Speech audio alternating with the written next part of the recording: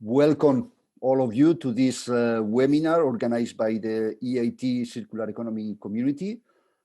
My name is Ignacio Calleja. I am Senior Advisor for Circular Economy at EIT Raw Materials, but I am also coordinator of this EIT Circular Economy Community. As you know, we will have two different sessions in this webinar. First session with participation of EIT Circular Economy Community, and the European Circular Economy Stakeholder Platform. Then we will have 15 minutes for questions and comments. We will go for a short break for a coffee. We will come back with the participation and presentations from different stakeholders already collaborating with the EIT Circular Economy Community. Okay, so we will have ICLEI, we will have Asia Plus, we will have Enterprise Europe Network, we will have ADEA, and we will have FREA. And finally, we will have also 10 minutes for questions and comments on how we could improve this collaboration in circular economy. So I would like to start the event just now with inviting Manuel Irún Molina from the EIT to join us. If I have to tell you that being very honest with you, if we have today this EIT Circular Economy Community working, is thanks to Manuel. Manuel from EIT has been really supporting this action. So thank you, Manuel, and the floor is yours. Thank you very much, Ignacio. Very generous your comment and introduction. It's of course not only me, but the whole EIT, the European Institute of Innovation and Technology, that from the beginning, of course, and in good collaboration with different commission services and agencies, it was clear that the support from the EIT community to circular economy and circular economy collaboration was a must. And of course, bringing together the different knowledge innovation communities for this mission.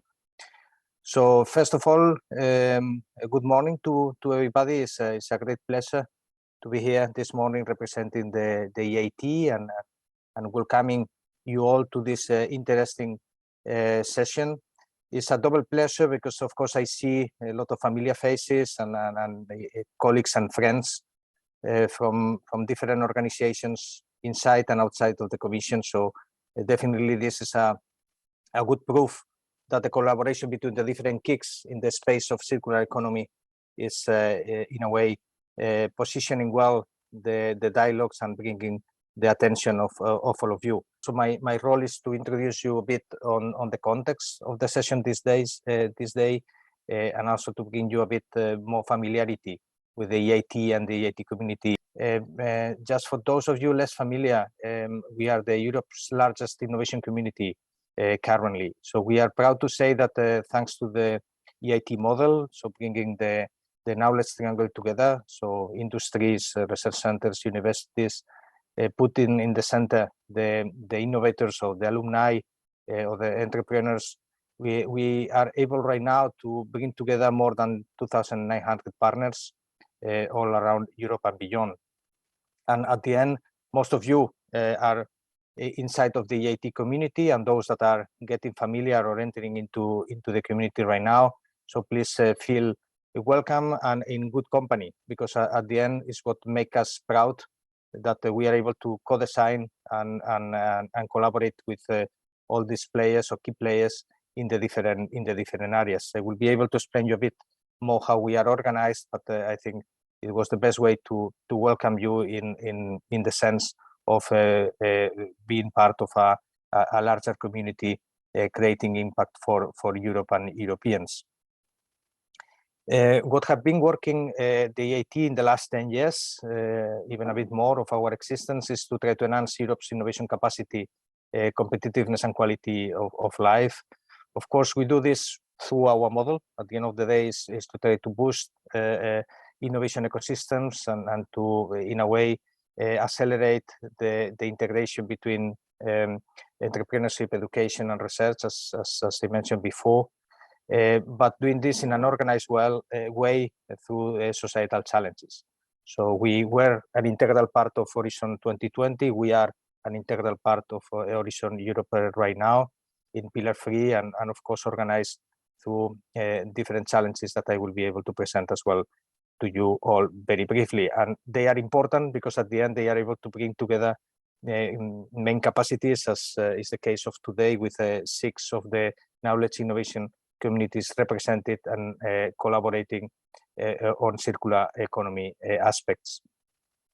What in a way makes us also unique, and we are very proud to say, is that we are a long-term collaboration program, meaning that we built our relationships with the knowledge innovation communities from the EIT perspective in the 7-15 years perspective, but also and the KICs now well, with a very intense agenda from the beginning, also to try to make the model financially sustainable, also from different perspectives. So at the end of the day, trying to change the mentality and behavior of innovators and entrepreneurs and alumni in Europe, following the mantra that we presented here, from a student to entrepreneur, from idea to product, and to lab, from lab to customer.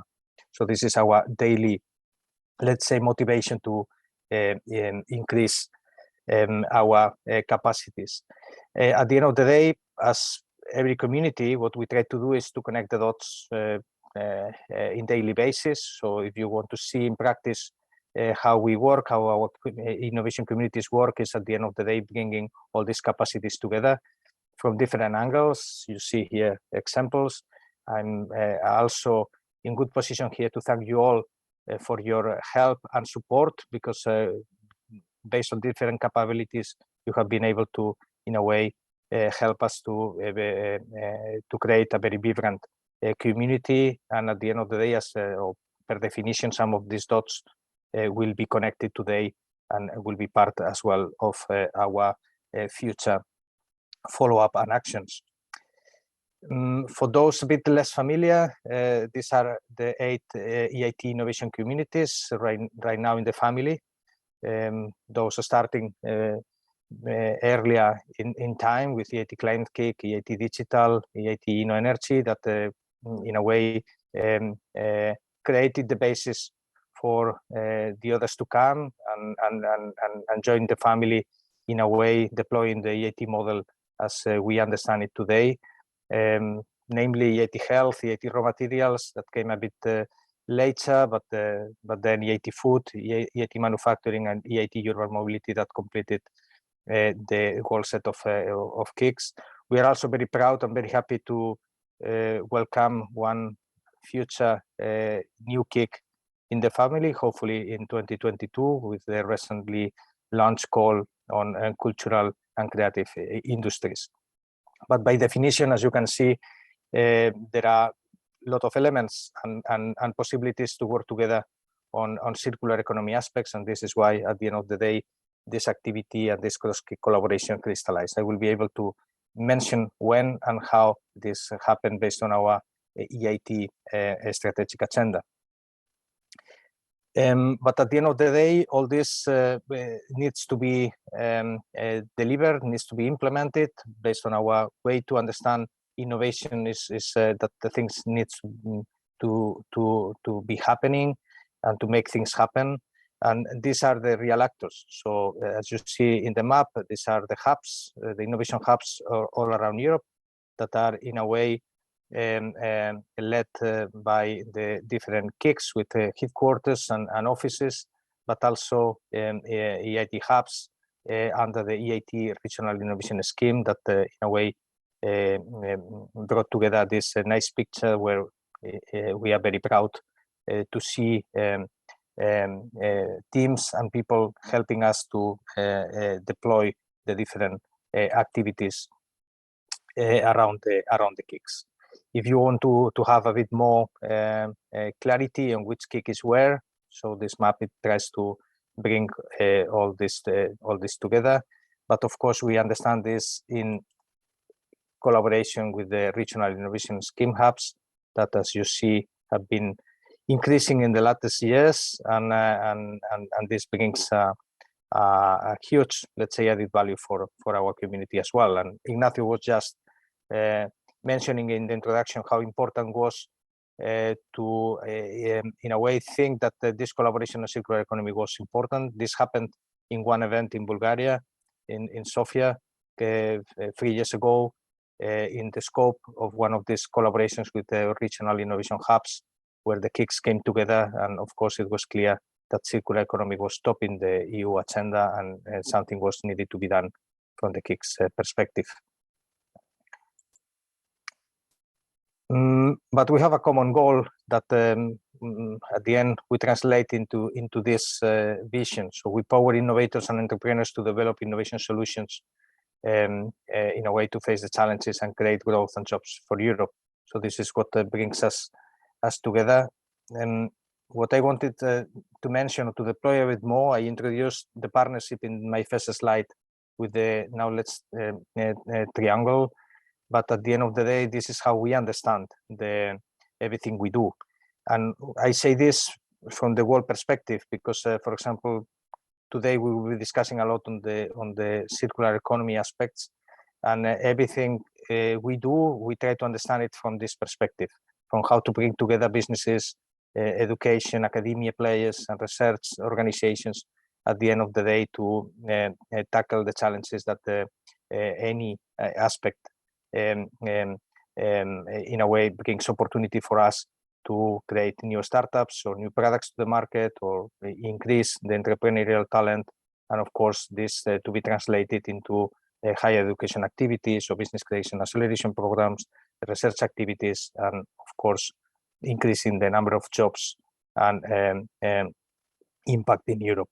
So please understand the focus of this cross-key collaboration from this perspective, and hopefully we are able also to share the good insights based on that.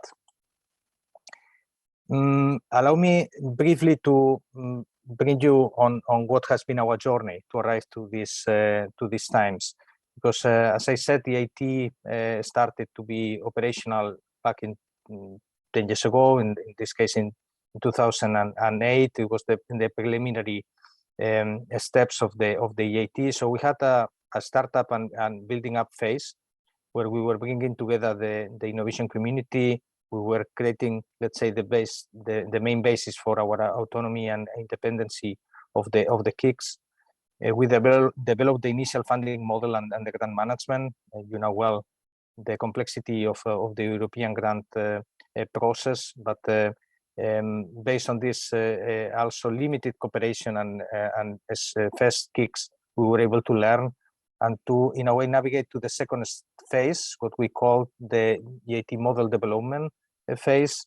So stabilizing the program and harvesting the first results to really show the evidence of the importance of the model is where, in the time when the financial sustainability strategies started to flourish, as I said before, the EIT Regional Innovation Scheme came to a scene thanks to the negotiations in Brussels between Parliament and the Commission.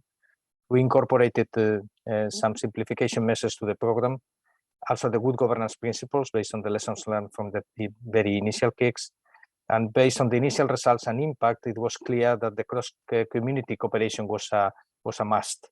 And this is why when Ignacio presented the opportunity we had to collaborate in circular economy, please understand it from this, let's say, phase that we were working together. So what is next? We are now in the new financial period as well, and EIT just adopted the new EIT strategic agenda, and this will in a way help us to deploy the model, increasing ambition and impact. So we are definitely reaching out, and our global ambition and outreach is part of our mandate. Of course, we want to focus ourselves in this strategy and the EIT impact framework. So also focusing our delivery towards clear targets, and of course to build a program, or to keep building a program that is result-based and with multi-annual funding, also to simplify the process with our knowledge innovation communities. Of course, all this needs to be understood with a key collaboration with other instruments, in this case, investment funds or other areas in the European innovation landscape that we are collaborating very closely, for example, with the European Innovation Council, the EIB or the EIF, but also in a way bringing together the KICs to share services and to try to simplify or gain efficiencies when possible.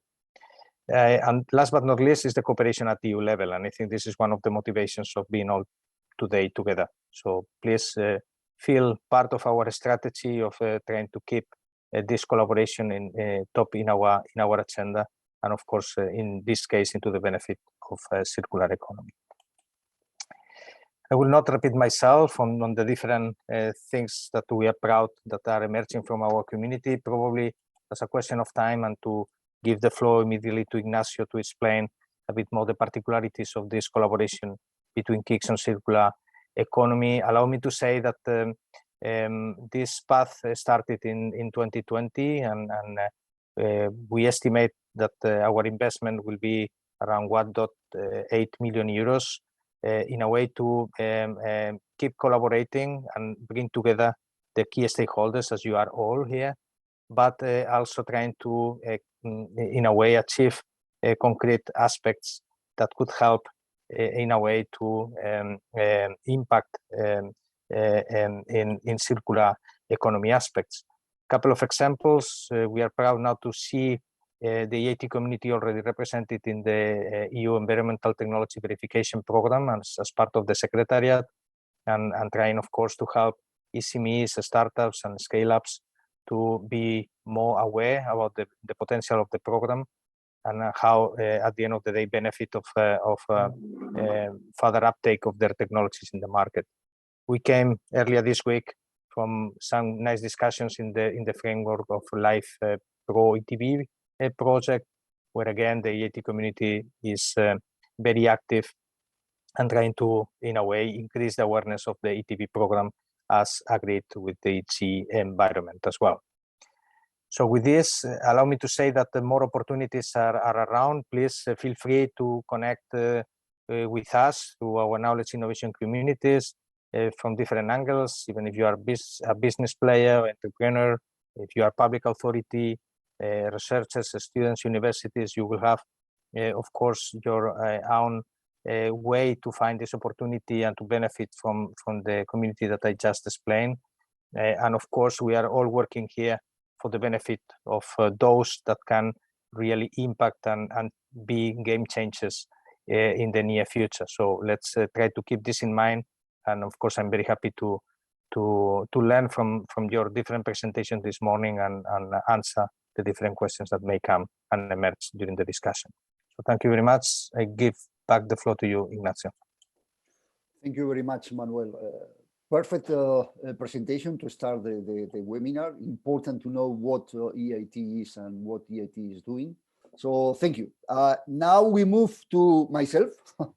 So next presentation, I will try to give you an overview about what EIT Circular Economy Community is and what we do. Yeah, okay, perfect. So yeah, as I told you before, my name is Ignacio Calleja, Senior Advisor for Circular Economy at EIT Raw Materials, but I also coordinating the EIT Circular Economy Community. Just to start, the initial steps of this collaboration were implemented in 2018.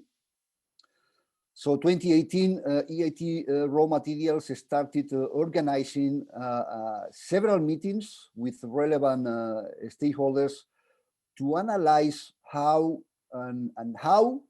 the EIT, the KICS community, could collaborate with the Commission and agencies in the implementation of circular economy in Europe. Okay, so for example, we organized a meeting with DG, very interesting meeting with DG Environment and GRC on how the KICS could contribute to the development of the BREF documents of the Industrial Emissions Directive.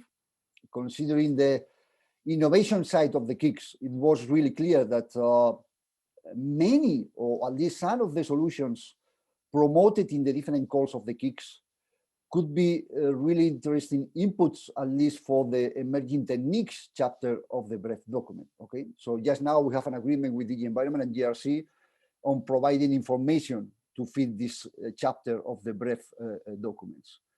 we have another meeting with the Environment and EIT regarding how the KICS could also support the ETV, the European Environmental Technology Verification System. And as Manuel already told you, just now we have this community participating in different activities promoting and implementing this system in Europe. And finally, we also have another meeting with the Environment, the Growth, the RTD, EASME at that time, on how the KICS could contribute in the implementation and definition of circular economy in Europe. So at that point, it was clear that there was a huge potential of collaboration. So in 2020, the EIT approved the establishment of this EIT Circular Economy Community. As Manuel already told you, just now there are 8 existing KICS. So 6 of the 8 existing KICS are collaborating in this circular economy community. We have EIT Raw Materials leading the initiative, but we also have EIT Climate KIC, EIT Digital, EIT Food, EIT Urban Mobility, and EIT Manufacturing. So starting our activities in 2020.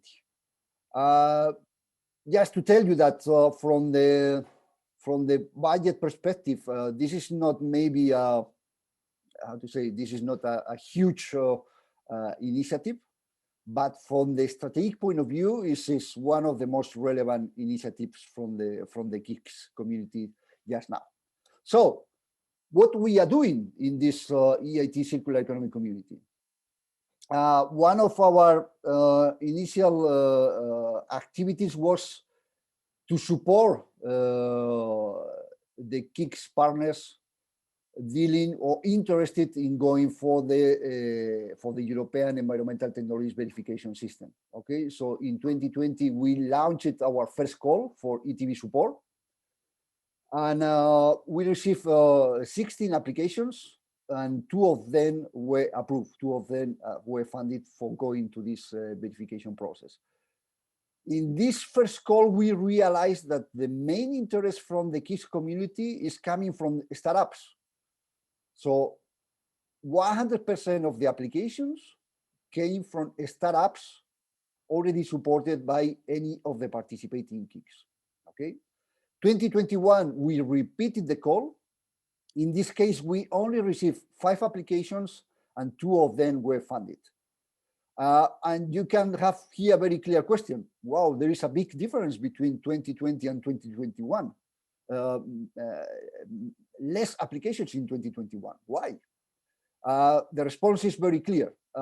We included a specific remark in 2021 call that the technology should be verified within 2021. Okay, so only 6 months to verify the technology. We realized that this was an error from our side. In some cases, it's absolutely possible to go for the whole verification process in 6 months, but in many cases, I would say in most of them, is not possible. The verification bodies needs more than 6 months for going for the whole verification. So in 2022, we will change this request. We will not have this mandatory requirement of technology verified in 2022, and we will increase the number of proposals supported in this call. Okay, it's not a huge difference, but anyway, it's an improve. We will go from 2 proposals funded. We will go for 3 funded proposals in 2022. So I have already seen many interesting comments from startups in our chat. I invite all startups to regularly check our website, because ETV support call will be ready by the end of January, beginning of February next year. Not only that, a second very interesting action from our side has been to establish a continuous collaboration with the European Circular Economy Stakeholder Platform. After my presentation, you will have a very in-depth presentation about the European Circular Economy Stakeholder Platform, so I will not tell you what this platform is and what they do. you will know after my presentation. But the main action within this collaboration is to organize the different EU circular talks regarding circular economy. Okay, so I'm proud to tell you that as far as I know, I think Alice will confirm later, but I think that the first circular talks was organized between the platform and EIT Circular Economy Community in 2020. The focus of the event was education, learning, and skills for circular economy. I have to tell you that we had a very interesting event with many interesting outcomes. And the idea of these circular talks is not only to have the discussion during the event. The idea is also to have a continuous discussion through LinkedIn groups. Okay. So invite all of you to join these LinkedIn groups to continue the discussions through this online platform. 2021, we continued our collaboration with the platform, with the European Circular Economy Stakeholder platform. And this year we focus our event in industrial symbiosis. And we did it in collaboration with the Circling project, which is an industrial symbiosis project promoted by DigiGrow.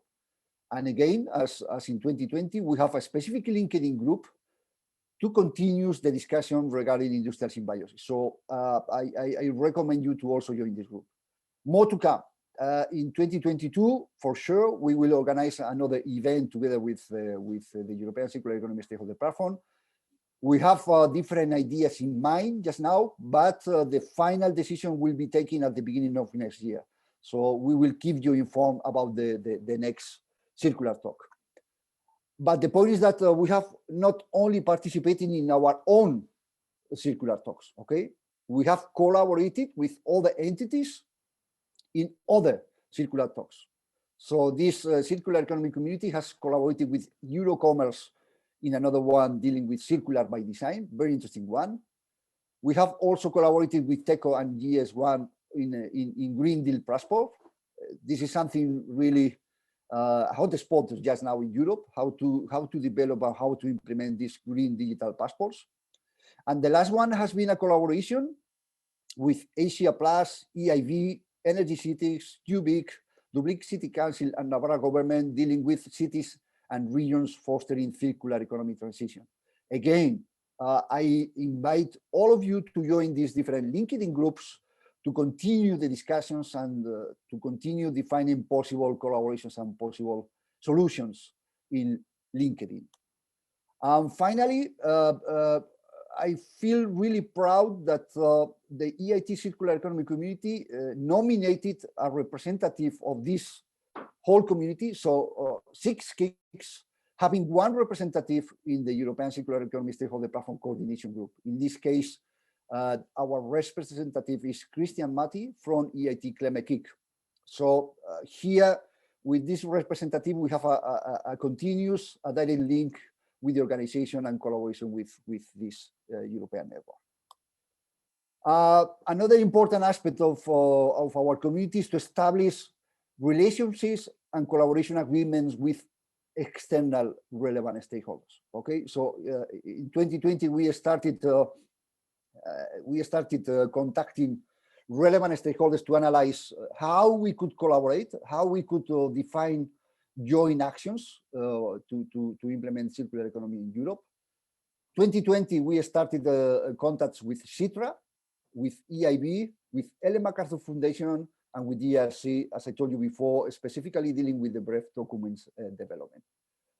To tell you that in these meetings, the idea of the meeting, the idea of the collaboration is to try to find collaboration possibilities between the whole EIT community and those stakeholders. But not only that, in some cases we have also the possibility to have collaborations between those stakeholders and individual KICs participated in the EIT Circular Economy Stakeholder Community. Okay. So, for example, in this case, in 2020, the GRC reached an agreement with the whole KICs community.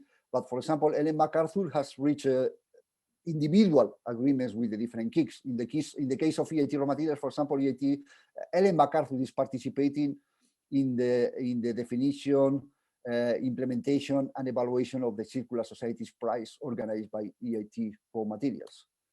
2021, we have been much more active than 2020, to be honest with you. We have established collaboration with Asia Plus, eClay, Enterprise Europe Network, CERN, ADEA, REA, and UNEP.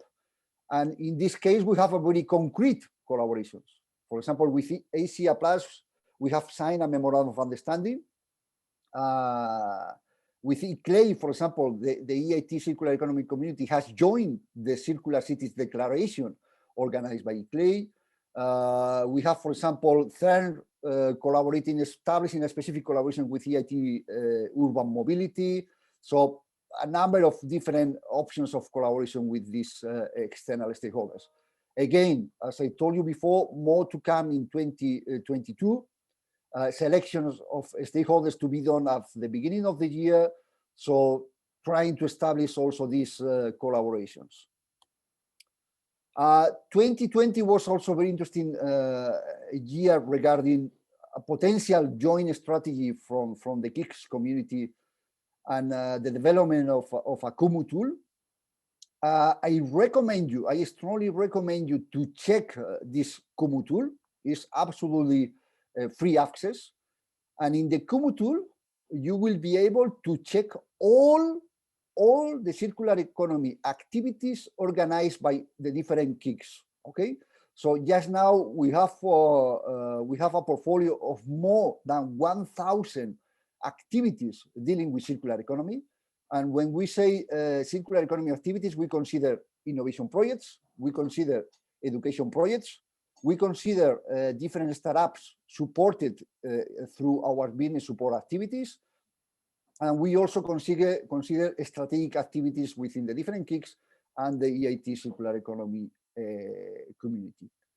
DTU was the responsible of the development of this tool, really interesting tool. But DTU also developed a potential joint strategy for circular economy in the KICs community. Okay, in some cases, the different activities proposed were very difficult to implement, mainly regarding the different maturity level of the different KICs and the different internal priorities. But we have already agreed that at least in 2022, we will start implementing activities going for this joint strategy. And this is the consequence of what I told you in the previous slide. In 2022, we will organize a cross-KIC Circular Economy Prize. So we will define 4 topics to be launched probably at the beginning of February, 2 topics relevant for the whole cross-KIC community. And we will go for 4 prizes, 1 winner per topic with 30,000 euros for the winner. As I told you before, please regularly check our websites because the call will be launched at the beginning of February. All those SMEs, all those startups with interesting ideas that could fit in the 4 topics developed in the call, please apply to this call. This is a very interesting step going for the joint strategy in circular economy for the cross-KIC community. So finally, as I told you before, all this information will be available in our website. This is our website. There is a specific website for the EIT Circular Economy Community. Please check this website. But I would also recommend to check the different websites of the different KICs, okay? Because the information will be also updated in those websites. Thank you very much. I hope now you have a clearer idea about the EIT Circular Economy, about who we are and what we do. Thank you. So we now move to our next presentation. And here I would like to invite Alice to the floor. I think for me it's a real pleasure to invite Alice to give you the presentation because we started our collaboration some time ago, and I really hope that you agree with me, Alice, that at least until now, we have had a very fruitful collaboration between the European Circular Economy Stakeholder Platform and the EIT Circular Economy Community. Thank you, Alice. Floor is yours. Thank you very much, Ignacio. First, yeah, true that the EIT Circular Economy Community have been collaborating very strongly with the platform for the last since 2020. But first, I would like to start by thanking everyone for being here, and also thanking the EIT Circular Economy Community for the invitation. My name is Alice Senga, and I'm a communication advisor at the European Economic and Social Committee.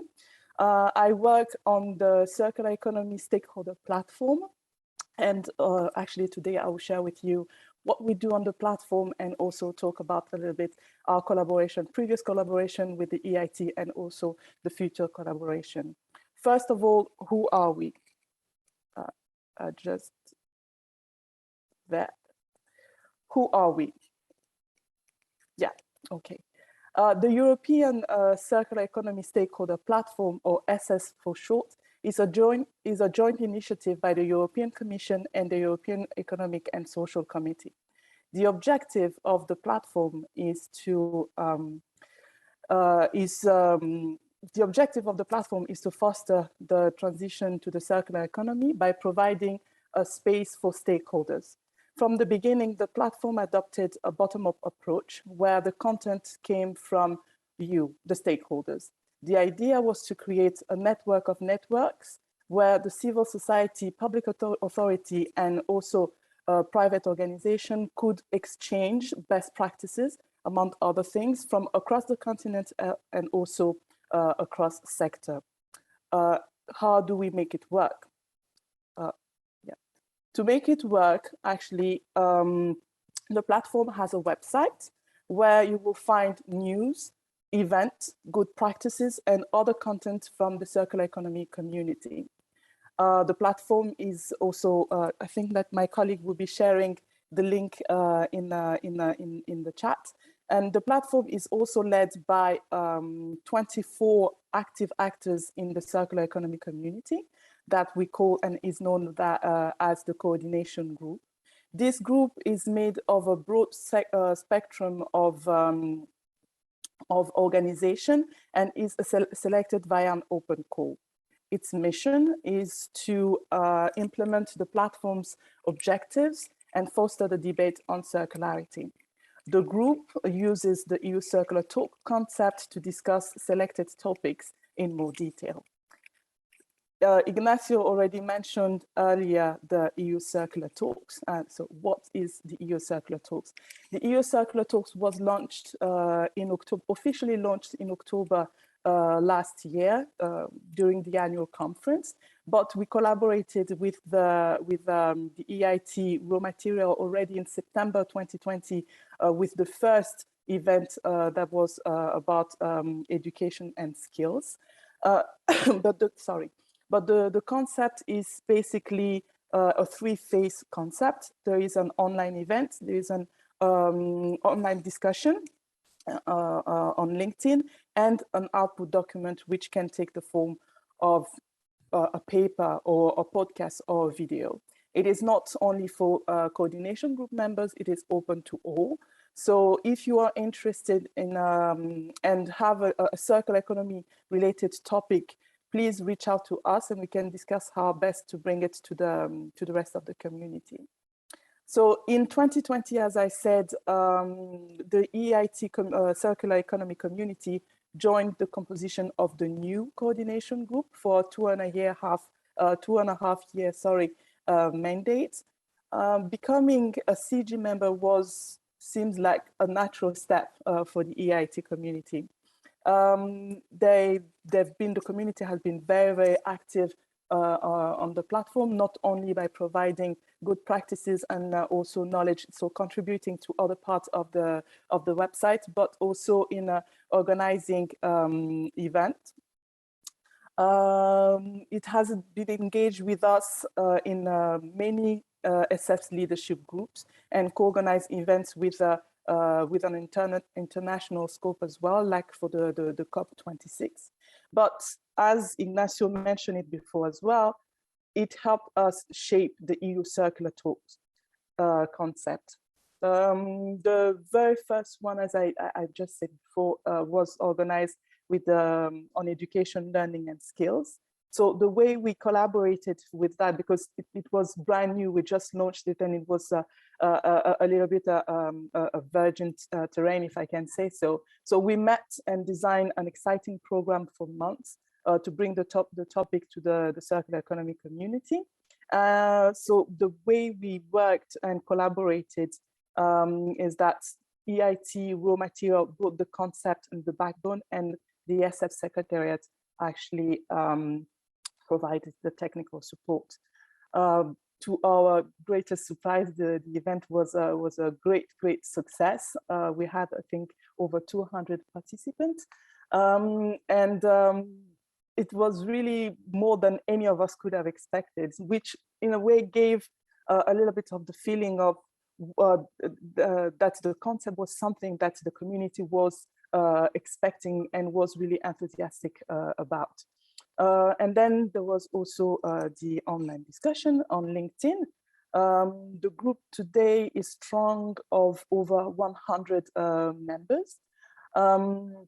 So as Ignacio said, we invite you really strongly to join this group, and also to so that we can keep the conversation going. And the final part was, of course, as part of the EU Circular Talk concept, was the production of an output document summarizing the whole discussion. Many events followed. Yeah.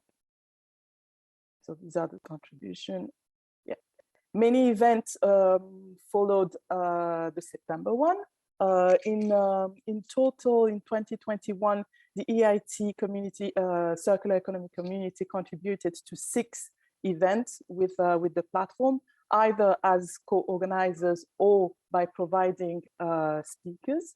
Throughout the organization of the meeting and events, it became more and more clear that the strong expertise and the vast network of the community, the EIT Circular Economy Community, are beneficial to the community, the whole circular economy community as a whole. Now, what awaits us in 2022? And I would say that it will be surely more collaboration, as Ignacio mentioned it before. We launched a survey to get the feedback from you on the EU Circular Talk concept, and also to identify what topic you would like us to bring to you in 2022. And I think that my colleague will share with you the link in the chat. And in that context of bringing more topics to you, I believe that the EIT Circular Economy Community will have an interesting insight to share with us all, even the network. Another milestone for SSP in 2022 is our we will be present at the Europe Circular Day in Dubai. And most importantly, on the 1st and 2nd of March 2022, we have our annual conference. If you're interested for more info, please just, you can follow us on social media or just contact us via email. I don't have much more to say, but if I can just wrap up, and if there is anything that you should retain from everything I just said, 3 things I believe is that, first of all, is about the platform, is that your experience enrich the platform. It is a place where you can share your work with the rest of the community, the circular economy community, your lesson learned, good practices, strategy, knowledge, everything that is related and can help actually foster the debate and grow the community as well. Second is that one way of sharing your experience is by using the EU Circular Talk concept. So don't hesitate, contact us. We'll be more than happy to assist you and to put you in contact with other stakeholders who can also who can have another perspective on the topic that you would like to bring, so that we can create a very rich debate and offer it to the rest of the community. And I believe that I don't need to say anything about our collaboration with the EIT Circular Economy communities. That yes, of course, we will continue the collaboration, because we simply believe that in the power of the network. So thank you very much. Thank you very much, Alice. Interesting presentation, and we will continue for sure our collaboration with you. So at this point, I would like to ask my colleague Angelo. Angelo, are you there? Yes, for sure. Yeah, hello, Angelo. Thank you. Do we have any questions for our panelists? One question was very recurring question. Could you please give us some concrete examples of collaborative projects with concrete results? I think that, Ignacio, you already mentioned some of them. And then we had for sure questions about the working documents, and then we had the 9 direct questions just came some minutes ago. It was specific to know whether we would never work with Africa, but I would turn the question, perhaps could be useful for many other attendants that are outside the EU member states space, whether we might have cooperation outside Europe. Yeah. So Ignacio, if you want, okay. I give you the floor for that.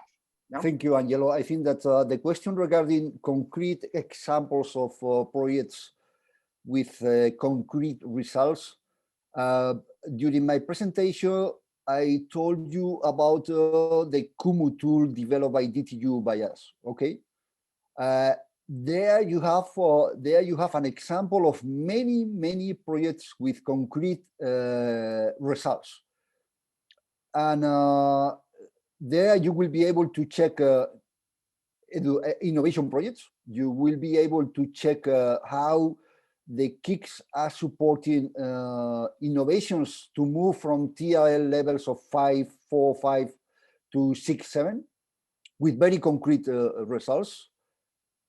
You will also have very concrete examples of education projects.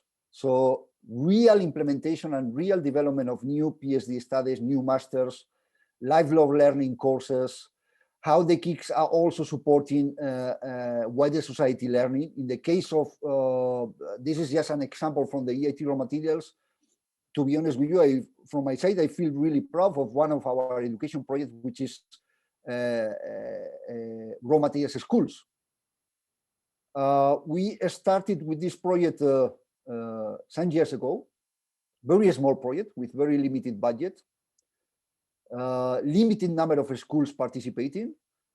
Just now, we have more than 20 countries participating in this project, many schools participating, with clear educational material developed and implemented in different schools in Europe, showing children, helping children to be educated in the circular economy side. So please check the Kumu tool. You will have the link in the presentation, and there you will be able to check not only 1, not only 2, not only 3. You will be able to check more than 1,000 concrete activities with concrete results from the KICS community.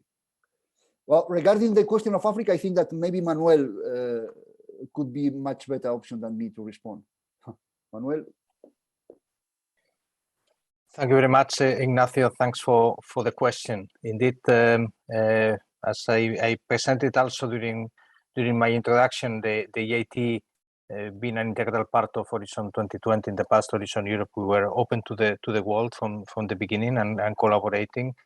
Let me explain this from 2 different angles. One is the EIT community and the EIT KICs, where the different activities that they bring together in the portfolio are open for participants as well from outside Europe, and they of course follow the same provisions as stated in the European program, so based on the bilateral agreements, but also the possibility to incorporate organization from outside these bilateral agreements if the European added value is ensured. So this has been always the case, and is similar the case in the framework of Horizon Europe. That said, also the EIT had by definition the interest to outreach to the global arenas. For example, thanks to EIT Digital, the EIT community has a hub in Silicon Valley, and in a way oriented to bring more attention to investors towards the different startups and technologies that we are bringing to market.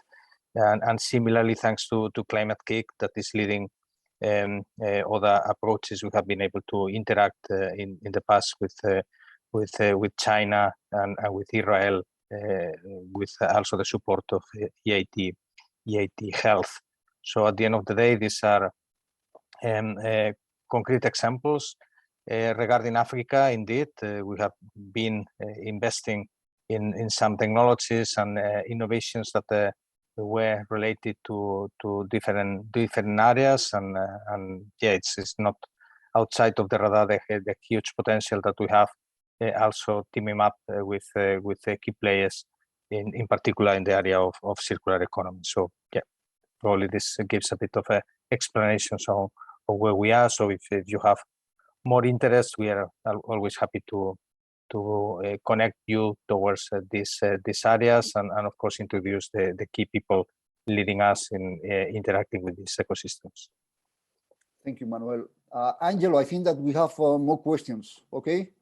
Yeah, we have indeed another question, and I think that you can all reply. So Alice, Manuel, Ignacio, and I think it's interesting. It's about how can the cross-kick circular economy community be effective from a policy perspective. So we are no more talking about projects, but much more about policy. Yeah, Manuel, Alice, from my side, just to say that in this way, I think we are, in the case of the EIT Circular Economy Community and the different kicks, we are participating in different activities, providing or developing technical support for the development of these policies. As I told you before, for example, EIT Raw Materials participating in the Circling project, which is a contract with DG Grow, aiming to define the methodology for industrial symbiosis reporting in Europe. Or I know that, for example, EIT has also provided inputs for the development of the Circular Economy Action Plan. But Manuel, I think that you can give further details about this potential collaboration in policy development. Okay, one clear example is the one that Alice has been presenting as well, right? On the collaboration with the key players and with the stakeholder platform. I think that this is, at the end of the day, what we intend with the cross-key collaboration as well is not to reinvent the wheels, but also collaborate with those that are very well placed and in good dialogue with different areas in the European landscape to influence, and of course to position the interest of the innovators and entrepreneurs in Europe. And I think this is one of the key features that Alice nicely presented in our collaboration.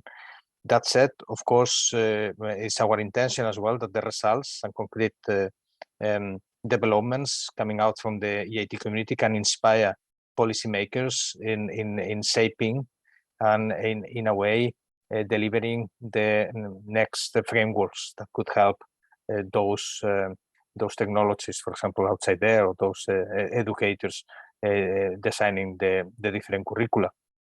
How we do this is not new. Probably you have been interacting and helping us in these dialogues with different commission services, for example, and you just explained it, Ignacio.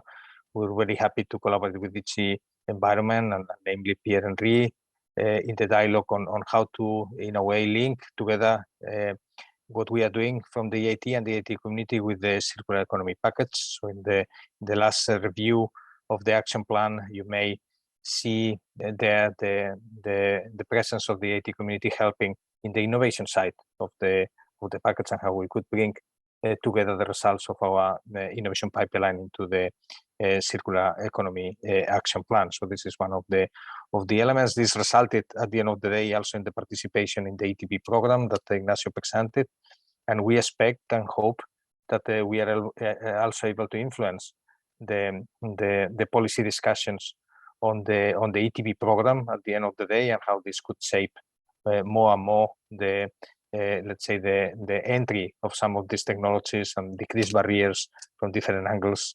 into the different markets in Europe. So just a few examples, but indeed is very important question, and we take this from the perspective that and let me elaborate this from this angle.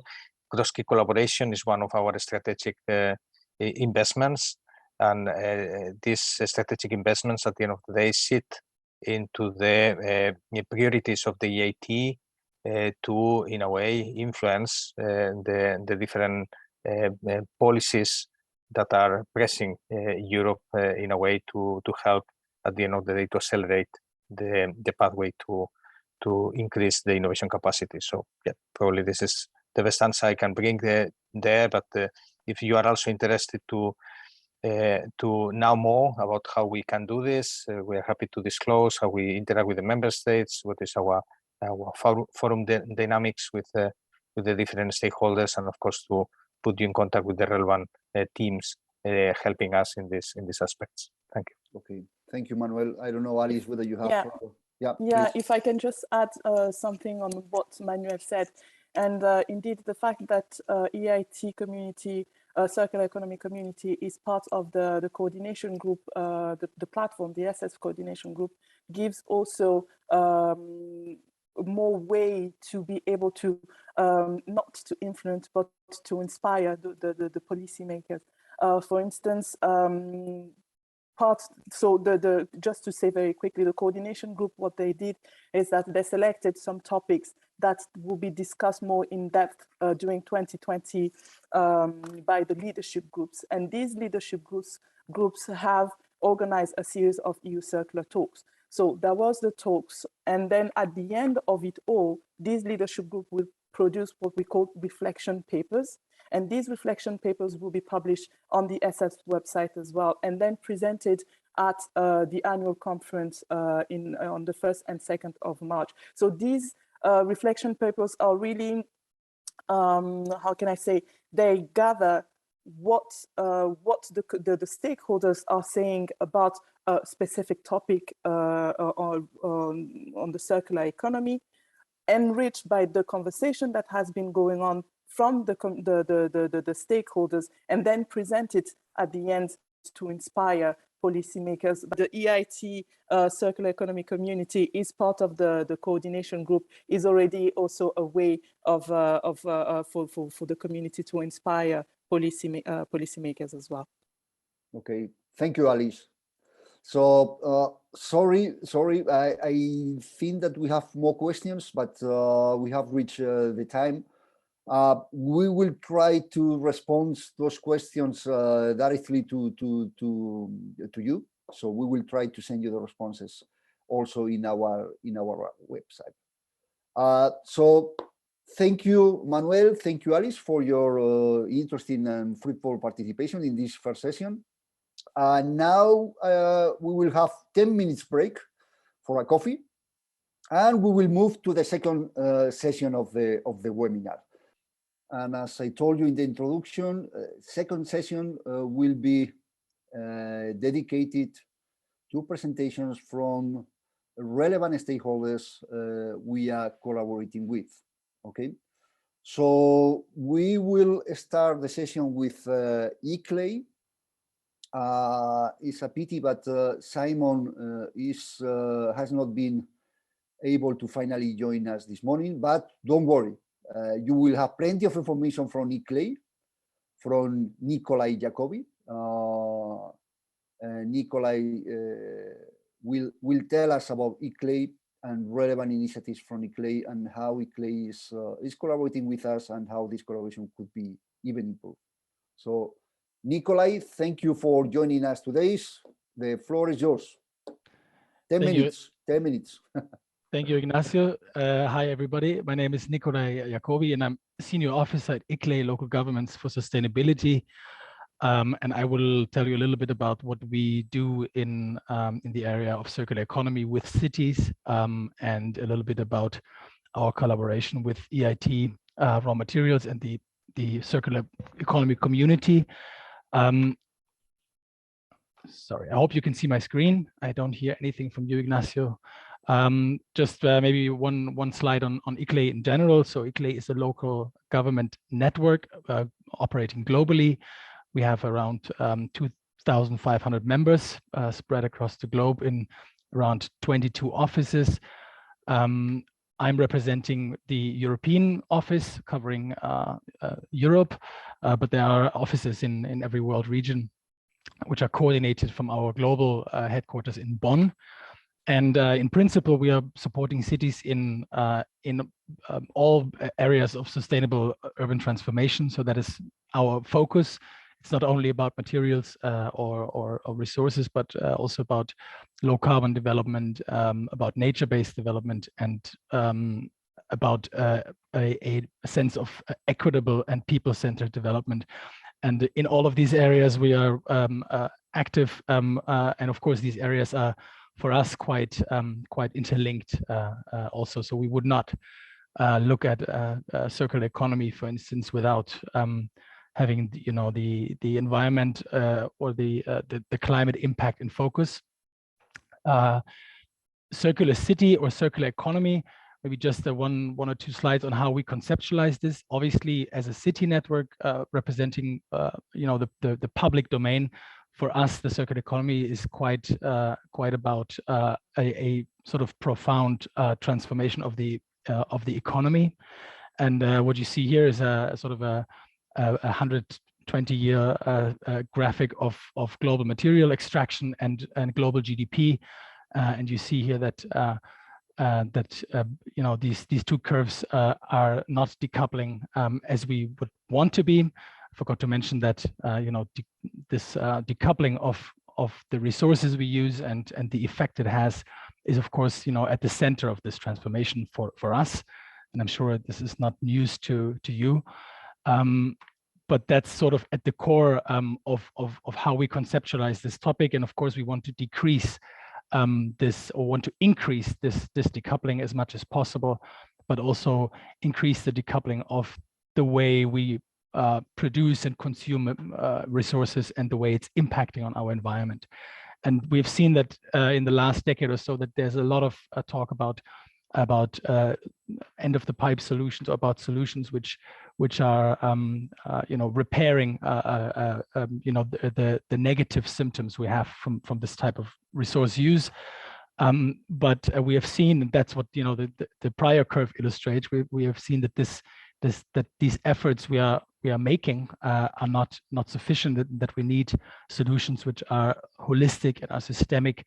And I think the European Commission and many stakeholders in this bubble, let's say, are recognizing this increasingly, that we need these types of systemic solutions which are not causing trade-offs which are good for one side or for one sort of impact, but carry trade-offs on the other side. So I think that's very key. And the reason, or one very important point to make is that cities are really in the focus for us in this situation, or in this transformation, looking at the amount of people living in cities globally, of course, the amount of economic activity which happens in cities, and with it, of course, the amounts of material use and emissions coming from cities. But at the same time, cities are cradles of innovation. I think this can undoubtedly be said. cities are also, in the way they are constructed and well built in terms of population density, are also bear potentials for demonstration and for experimentation and scale up. And that's what we largely do in our European funded innovation projects. On the other hand, cities carry a lot of relevant mandates. When you look at waste management, for instance, or when you look at climate protection, or when you look at asset management, building management, all these things, public procurement, a lot of this goes through cities, and that's why they are key. And here I'm using a sketch from the Ellen MacArthur Foundation, because they have and ARUP, which have published a document on public policy levers, and that's pretty much also captures what we are working on with cities. So I think the most important one is really about the vision, so about creating a roadmap, a strategy, which encompasses all of the relevant actions that are needed for this transformation. Of course, engagement. Cities are, in the position, or local governments are in the position to bring together all the relevant actors, including market actors, industry actors, to discuss, to have them participate in this transformation. I mentioned urban asset management. That's, of course, hints towards public procurement and hints towards the way cities are undertaking their urban planning processes, how they manage their buildings. And I think also there's a lot of potential, which is actually the let's say the hard levers, if you will, where cities can engage. And then, of course, you have on the policy side economic incentives and regulations that also come into effect.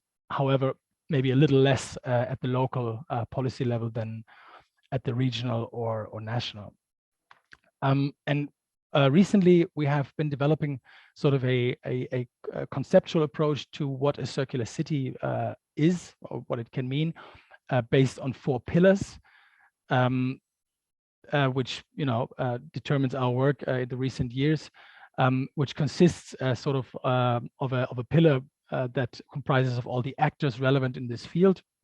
Local governments, you can see this there, also businesses, civil society, which basically collaborate on building new circular business models or changing behavioral patterns, which is sort of the driver for changes in the actual biophysical economy, which induce business models that work with lifetime extension, with sharing, with more recycled materials, etc. So this and that in turn, that is the 3rd pillar, that in turn has positive effects on well-being, on improved environmental quality, and so on. So that is, and livable cities per se. So that is a bit our causally linked model that we work with. Excuse me. Somehow the slides is not moving. And when it comes to our collaboration with the Cross-KIG community, we have been recently developing the Circular Cities Declaration. I think that's a key initiative that has to be mentioned here at this point, which involves, or is a political, let's say, platform declaration that brings together cities in Europe that are working on the circular economy to commit to working on a number of principles or commitments to induce this transformation in their cities. They have to report to ICLE, which forms the secretariat currently, once a year on progress towards these commitments.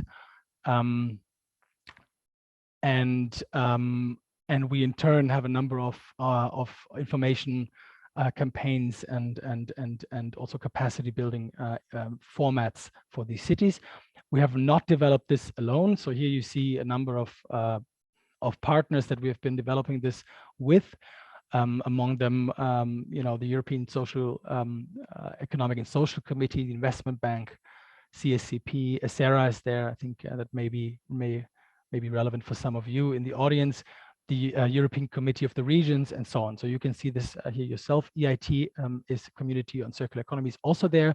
We are very happy that that you have joined recently, and we're looking forward to building that collaboration in the coming months and years. I've already said a little bit what the goal of the Circular Cities Declaration is. So it is about communicating the commitments, you know, to other cities, to also unite behind a shared vision. That's a little bit the hinting towards the model I just explained before. It is also to sort of underline the critical role which local governments have in this transition, and also to sort of assemble leadership within cities. That is also something that's sometimes very key. We have currently 61 member cities that you can see here, spread across quite a number of European member states.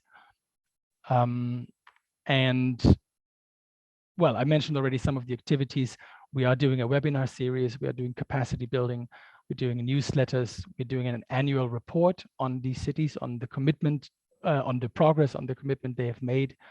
And we are also hoping to enable more and more bilateral exchange between those cities involved, but also between the support partners that you saw in the previous slide, that offer different kinds of services, obviously, that could be relevant for, or are relevant for cities. I think in this framework, there are a number of things which topics, items which in terms of collaboration with the EIT community, which can be increased. And I'm looking forward to discuss these with the relevant people. And I think a lot of good things can be done here when it comes to this collaboration. The other maybe slightly smaller item, which I think is also quite relevant and can be maybe exploited or used a little more, is our involvement in the Circular Societies Prize. So we have been involved here in the application procedure. We have acted as jury members here for the startups who got to pitch in this framework, and we have of course been involved in the promotion of the prize winners.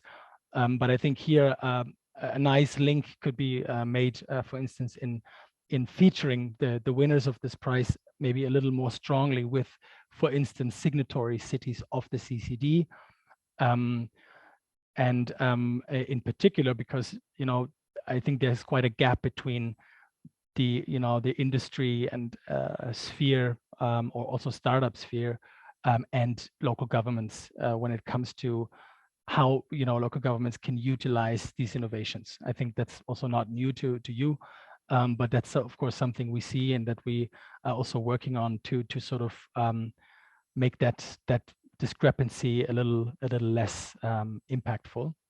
So I think that's something to look at for sure. And then maybe just lastly, a sort of a last slide, sort of a sketch of what we are looking at also in general in the future, or right now when it comes to working on this topic with cities. That is what you see here is sort of a depiction of the biophysical economy that you can imagine happens in the city, right? And so we are looking at, and these contain conceptual ideas, but also things related to technology, of course. But on the one hand side, we are looking at the topic of impact that a city can actually have. So, city versus region versus national government. So which are the levers that cities can actually have, and which material flows can cities actually impact given their quite restricted territorial boundary. Of course, we're looking at, when it comes to the inner system dynamics of how materials are being used, we are looking at how impactful measures can be developed. Of course, they have to be systemic. I was saying that, of course, and we recognize this more and more. But how can this be systemic? How can you evaluate that a solution is really systemic? How can you make sure it's having the impact that you want, and that you can also communicate at a city level properly, and of course how you can finance these solutions. So that's a very key topic. We're looking, of course, at monitoring. That is maybe a little more for the research stakeholders among the audience, and that, of course, is a very important topic as well. In order to evaluate, policies, to inform policies, we need a robust monitoring that has to be material-based, or at least partly material flow-based. And there are quite some gaps currently, both in the conceptual approaches, but also in the data situation. And of course, we need to look at also in the conceptual level of how to prioritize those solutions and how to deal with trade-offs that can occur with respect to the impact. And lastly, we are looking, of course, also a bit at the technology side, and that relates slightly more of course, the output of the system when talking about waste, how you can recycle waste, how you can do it less energy intensive, more efficient, et cetera, et cetera. And I think here there's also a lot of good things happening right now, where we are happy to engage more and more in our projects and with the cities. And lastly, of course, we want to build urban resilience when it comes to supply chains. Here, of course, the keyword is localization. We've seen this also in the current Corona pandemic, that localization is really also key for building resilience at the local level. Yes, and I think I've already extended my time, perhaps, and I will make a stop here. Thanks for your attention, and back to you, Ignacio. Thank you. Thanks a lot, Nikolai. Thanks for your interesting presentation, and thanks for your collaboration with the EIT Circular Economy. So we move very quickly from ICLEI to Asia Plus. So I would like to give the floor to Francesco to tell you about Asia Plus and collaboration we have with that. Thank you, Francesco. The floor is yours. Thank you very much, Ignacio. Just give me a second to share my presentation. And can you see it? Yes. Okay. You have to activate the presentation mode, Francesco. Okay. Hope it works now. So thanks, Ignacio, very much for this invitation. It is a breath of fresh air, such an event at the end of the year. So we really we are probably most of us are after a pretty intensive workload in this November, and having the time to take stock of latest initiatives and cooperation opportunities is really a breath of fresh air. So thanks for inviting us, and let me introduce a bit ACR Plus work, ACR Plus approach, and some joint cooperation activities we are having that I hope can be good leads to pave the way for further cooperation in coming years. So few words about ACR Plus. We are an international network, no more only EU-based, because we have members in North Africa and the Middle East. We are a network of local authorities, cities, regions, and public utilities owned by public funds, but we are also a multi-stakeholder network. So while public authorities have the right to vote in our assembly, they are defining a bit our approach. We strongly believe that circular economy can be built only up to multi-stakeholders cooperation. We are present in 25 countries. We have more than 1,000 municipalities directly or indirectly through local networks represented. Few words on our work. Somehow you might find some similarities with what ICLEI already shared, but maybe also some differences. So we really start from the assumption that cities and regions are not only regulators, but they are bridging actors. They really have direct access to political hierarchies. They have a constant interactions with many actors at the local level, and they have the one with democratic legitimacy, and they can broker between different interests. They also have a direct influence on some leverage. This is the next slide I will go upon, but I just want to clarify a bit about our way of working. So we really build that connecting the dots of circularity goes through building a community of practices, knowledge sharing, and promoting capacity building with a peer-to-peer approach between our members and our key stakeholders. We also have an advocacy campaign, of course. We will. I will come back at the end of the presentation as some hints for further cooperation and discussion. About our vision, I will try to be very, very synthetic. We really believe we have a mantra, and the experience of our work, it started in 1994 with cities and regions on developing waste prevention, sustainable resource management, and circular economy policies. It relies on 5 key points. We really believe that cities, even when they think not having enough resources, they can take the lead, and they need to have a political commitment and engagement across local stakeholders.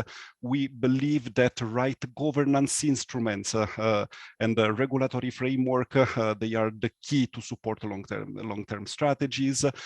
We really believe that citizens and consumers have to be active part of local environmental policies, and we really believe that cities and regions can make prevention of use of resources the priority of the local policies. One of the key, of course, of this strategy is about how making recycling and recovery more attractive than landfilling and incineration. Not talking about prevention. I saw a nice question from Piotr from EIB. I will try to give a quick answer at the end. Of course, we don't work only with our members, but we grant sustainability to our initiatives only thanks to the extensive network of external partnerships we have. Thanks, Ignacio, for inviting us again. So I would like to start mentioning with the cooperation with the EIT community, which had a nice milestone a few months ago with a joint memorandum of understanding signed, but we work with the EU platform. Alice already talked a lot about the Circular Economy Stakeholder platform. We work with other similar network like us, like Energy Cities and Med Cities, but also with private-led initiative like the Close the Glass Loop, or other sharing community platform like the IREC or Climate Chance. And we work on one of the key channels of our work of building the community of practices between our members and partners is also through framework and resources given from the European Commission and the EU institution. So here is really a quick snapshot on how we really try to give concrete support to knowledge exchange and to develop pilot actions through support of the European Commission. We really try to categorize, to clusterize our projects in different categories to give a concrete support to our members. A quick note to the growing and even more synergic cooperation with the EIT ecosystem of Ignacio already mentioned the Circling project, but we recently signed with the EIT community on circular economy the memorandum of understanding, which is the base of a cooperation that for the moment is taking a concrete field of action in the framework of the European Week for Waste Reduction. I will say a few words in a minute about that, but I would also like to mention the cooperation we had on the recent circular talks of the European Stakeholder platform, and that those were to truly interesting moment of sharing between different stakeholders, relevant stakeholders. EIT took part, Ignacio was present there. The work was, the discussion was based on indicators of basing circular economy local strategies and how supporting instrument, financing mechanism from EU international institution or other stakeholders can have a dialogue with indicators relying local circular economy strategies. And these, if we want to talk about future paths for cooperation, is a truly interesting field we would like to keep the discussion active on. Let me close by mentioning two flagship initiatives that gives us also a flavor about the cooperative approach that ACR Plus has in its own initiatives. The first one is the European Week for Waste Reduction, is 1 week each year to raise awareness on waste prevention. But it's not only that, it is a huge network that facilitates cooperation between the nodes, its own nodes, and trying to enhance visibility and capacity of each of the actors. We have national coordinators, especially public authorities, but not only also privates and NGOs. We have 33 countries involved, and in 2021, even if COVID didn't help the realization of local waste prevention action, we had more than 12,000 local action. It was a truly committing period. We will have next May the European awarding. It is not only about raising awareness for us, but it is also to strengthen cooperation through awareness on waste prevention. Worth to mention that the EIT community will join the week steering committee in the 2022 edition. Last mention about the week, we really try each year to launch a topic which tries to look forward. Last year, after the COVID pandemic, after a year when we've been isolated at home mostly, and we want to focus on circular communities. So how to not only raise awareness on waste prevention, but also how the local dimension we rediscovered through a life with less travels could help strengthening circular economy local loops. The last flagship initiative I want to mention, here I'm connecting with the question that I saw from Piotr from EIB in the chat. So how can we build cooperation on two aiming at resource reduction, in this case about waste reduction? A few words about the More Circularity, Less Carbon campaign launched by ACR Plus in 2019 and based on the carbon metric tool developed by Zero Waste Scotland, which is actually our president. The carbon metric tool really aims to quantify complete life cycle impacts of waste materials and aims to provide to policymakers and business leaders with measurement which are not only weight-based on or volume-based. We really aim to provide multi-layered inputs that can provide the local policymaking process. We already had the analysis of the first cohort of members. Actually, we have 9 cities and regions that are currently undergoing the analysis of materials, but we already have results from Pays de la Loire, Genoa, and the Brussels Capital Region.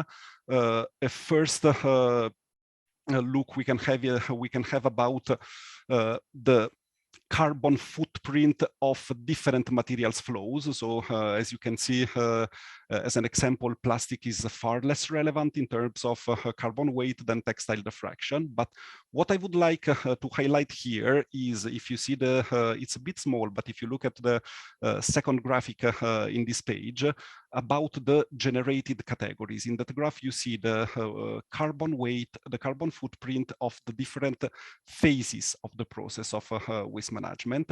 And as you see, landfilling and incineration, they have a weight, but this weight is far lesser than the generated category. Generated category refers refers to the impact linked with the production and consumption of products in a determined area.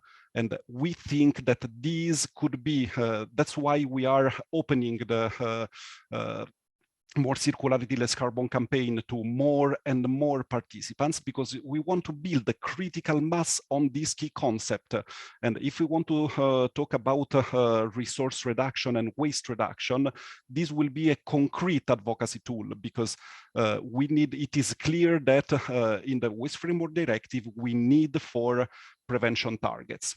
I'm 2 minutes later than my presentation, than the time given, so I'll try to close and to leave time for the coming discussion. Thank you very much, Francesco.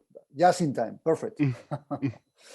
So we now move from Asia Plus to Enterprise Europe Network. So I would like to give the floor to Moini Keunen, who is the chair of the thematic group for circular economy at this huge European network aiming to support SMEs in Europe. Moini, thank you for joining us. The floor is yours.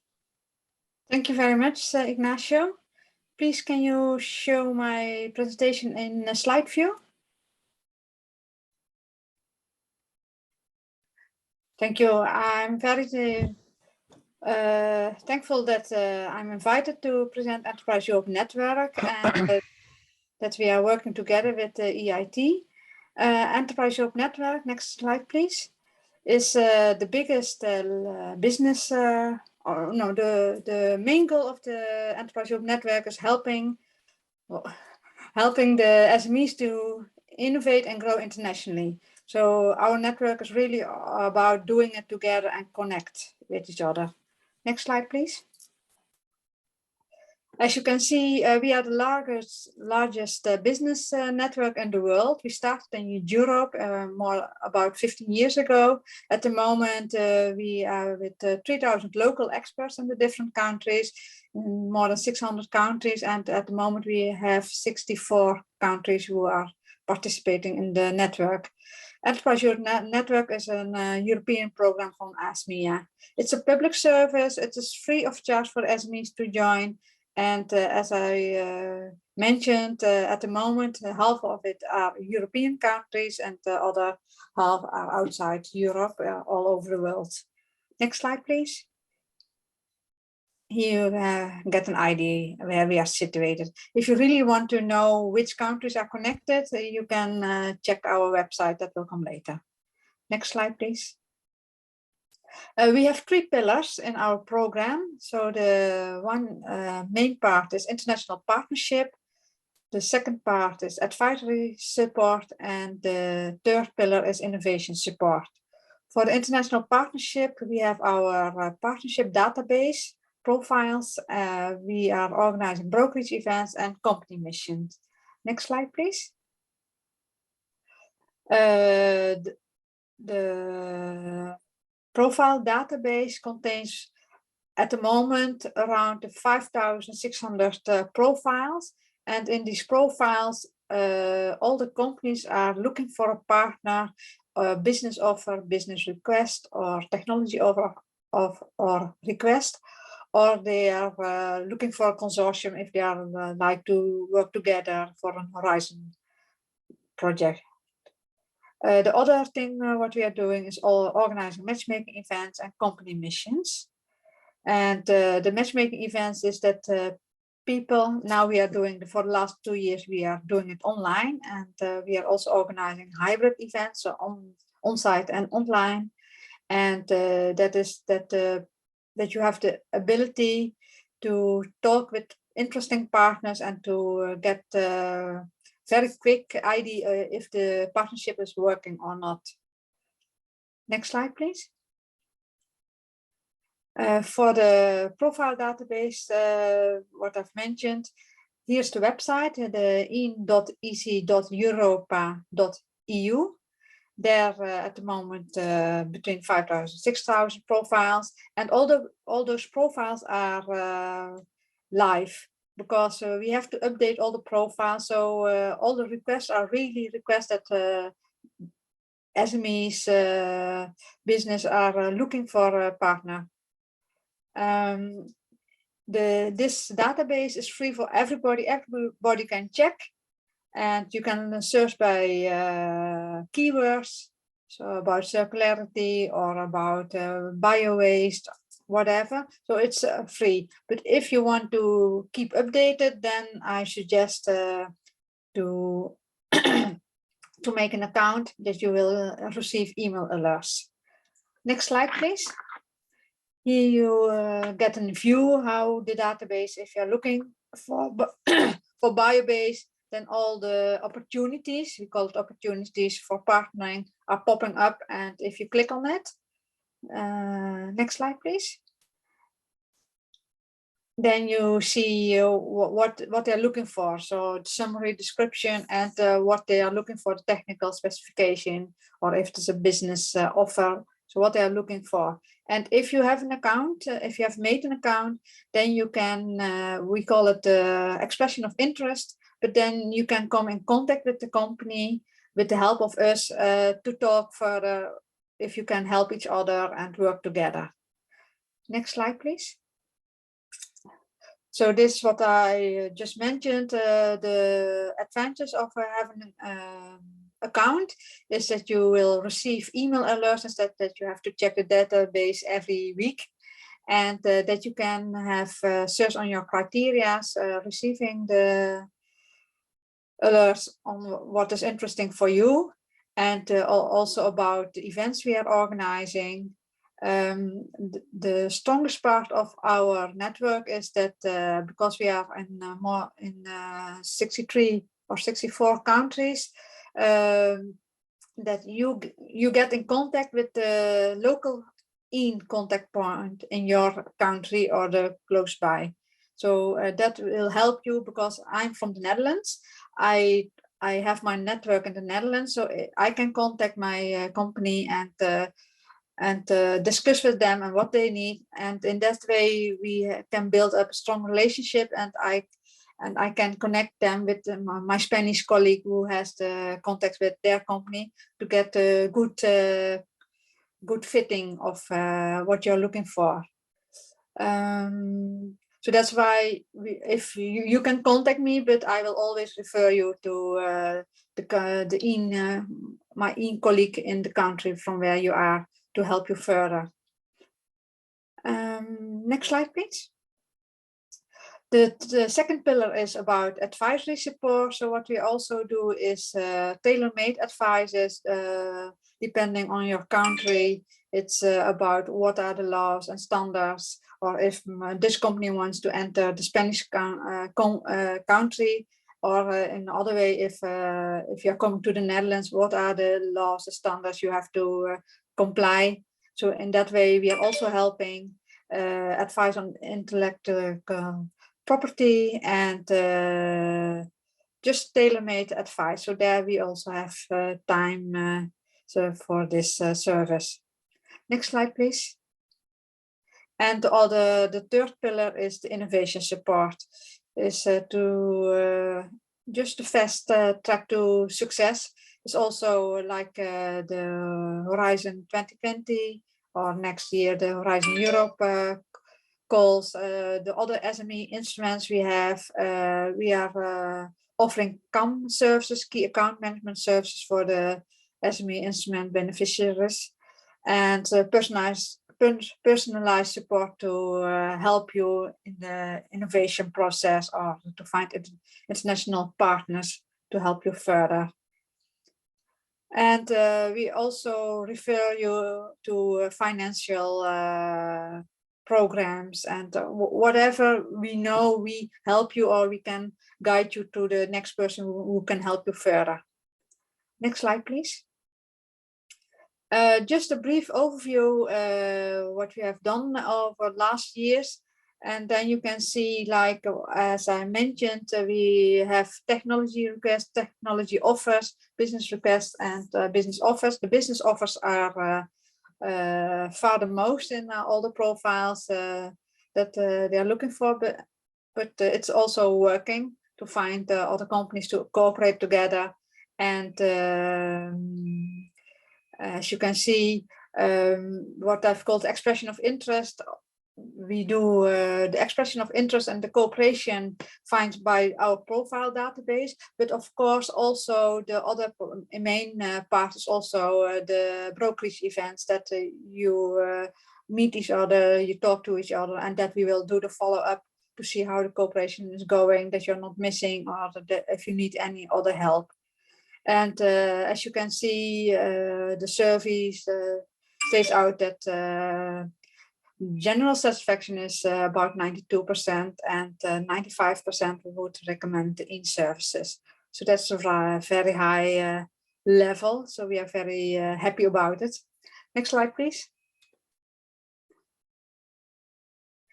I am from the thematic group Circular Economy. As I mentioned before, good to know is the network is covering all the sectors. At the moment, we have 17 sectors.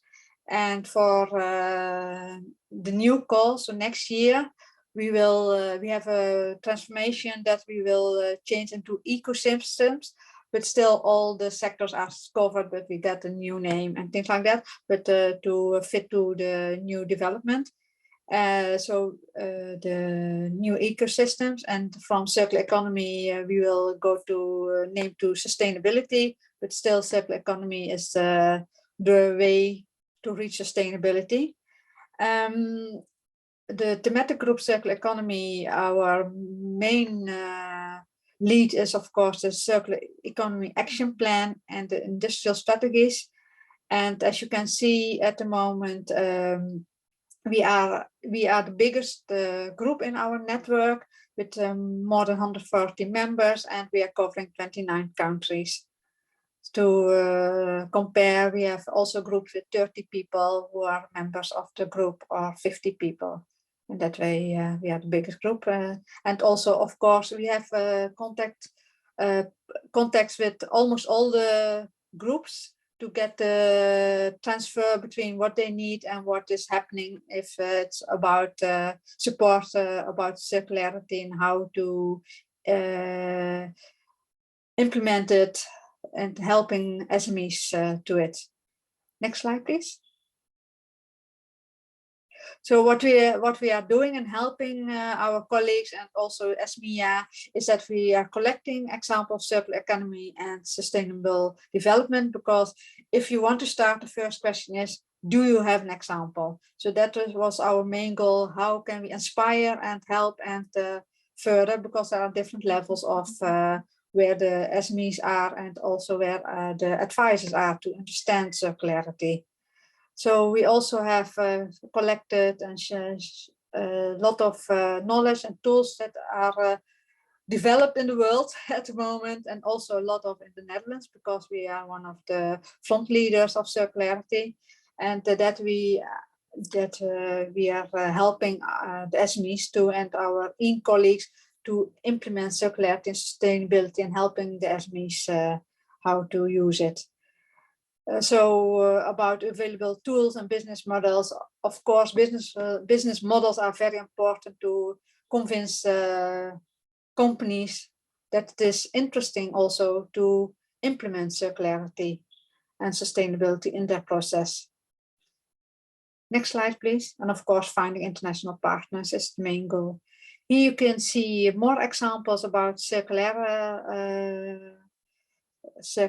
profiles, offers and requests. So I urge you to look in the database if you are looking for a partner, or if you have a question or have a difficulty. This is a way to find partners, or you can contact us and then we can help you further if you have a problem and you are looking for collaboration to search further. Next slide, please. In the Netherlands, we have Soet as a service. Of course, at the moment with COVID, it's not not a good time.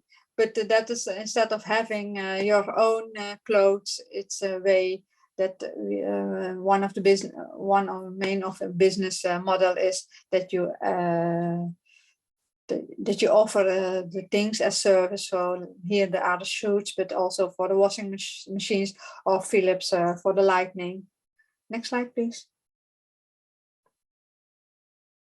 And also about mobility. Instead of having your own car in Switzerland, they also have a huge project about it. Just sharing. Next slide, please. And another one was also interesting project that we have really worked together instead of cross-sector topic driven. We called it about fiber products, instead that it will be waste, how to recycle it and make it circular, and finding new solutions to reuse it. So that was what project we have found together. We have found each other together, and it was very successful, and now new products has been developed, innovated, and still developing. Next slide, please. As I mentioned, we are organizing events, and one main event I'm organizing is the hybrid matchmaking event during the Circular Europe Days. The Circular Europe Days is 2 days in Dubai, and the matchmaking event will be 1 week from 17th till 22nd. It will be hybrid in Dubai itself, but it's all participants in the world working in circular economy or related to it. They are welcome to join and to find partners and to make connections. So the event is free. Oh, maybe I mentioned for the other one. The other event, it's 2 years running almost till the end of next year, is circular economy, that the SMEs across Europe are showing the good practices from Barcelona to Botrop. So that is an ongoing platform with webinars and also matchmaking event. So the next webinar will be in February, 18th of February. It's mechanical engineering, and it's free to subscribe. Next slide, please. Here I wanted to mention the matchmaking event in Dubai, and 2 days it will be hybrid and online, and the other days will be only online, but it's open for everybody in the world who is active in the field of circular economy and sustainability, and it's free of charge, and it's a way to meet each other and to find partners and to help each other and around technology and of course business, and to share the knowledge. So you can subscribe at this website, Circular Europe Days Dubai, b2match.io. And of course, also the other thing is I'm not doing this alone. So at the moment we have 14 co-organizers, so more than 10 countries are already joining from the EEN network, who are helping the companies in their country who are joining this event. So feel free to subscribe. Next slide, please. As the in-collaborations, we are a huge network, of course, but it's always good to work with other networks because a lot is going on in the world about, yes, I'm almost finished. A lot is going on about circularity. So here, just to get an idea for coming years, we will also work closely together with digitalization hubs and other clusters. And we are already working together with EIT Crosskick. We are working together with the European Circular Economy Stakeholder platform, also with Holland Circular Hotspot and a few other networks. Next slide, please.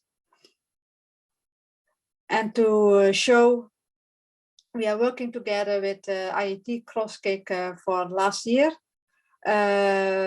Already we are promoting events and calls that we receive or that we see on LinkedIn. In Switzerland, they are doing this for a long time, and also in Spain, I know. And we are sharing the events in our network and to our SMEs. And to collaborate more and to see how we can work together, we had in April, we had a meeting with Circular, the Crosskick, and with the, next slide, please. With Crosskick and with the sustainability groups. And in September, we also had a meeting to see how we can cooperate further. And then there was the Crosskick Circular Economy Community. And also in October, we were involved with the meeting, webinar or workshop of bio-based industries. And then two sectors of us were involved. And another one was that we have wrote a letter of intention to support the project that EIT raw materials were working on. Next slide, please. So ideas about working together is that we will have regular meetings to see and share and updates about events and calls. We can connect the chairs of the different groups with the contact persons of the EIT groups. If there's a request for international partners, search in the database, connect to EIN, connect with EIN contact points in the country. So you can find this information on our website. And if you are organizing an event, you can invite us to cooperate for a matchmaking event. So in that way, we can enforce ourselves together and to help SMEs to implement circular economy. Thank you very much, and I hope it's clear. It's looking forward. Yes, I'm the chair, and of course, Monse from Guerrero from Spain is the vice chair. Thank you. Okay, thank you, Moini. Thank you for this in-depth presentation of EIN and all your activities, which are really interesting. So we now move to a couple of presentations dealing with two interesting European executive agencies very close to circular economy activities and potential collaboration with EIT Circular Economy Community. So I would like to invite Floriana Lamarca to join us. Floriana is working for ADEA just now, but it's a special pleasure for me to invite Floriana, as she's a former colleague from EIT Raw Materials. So Floriana, the floor is yours. Thank you.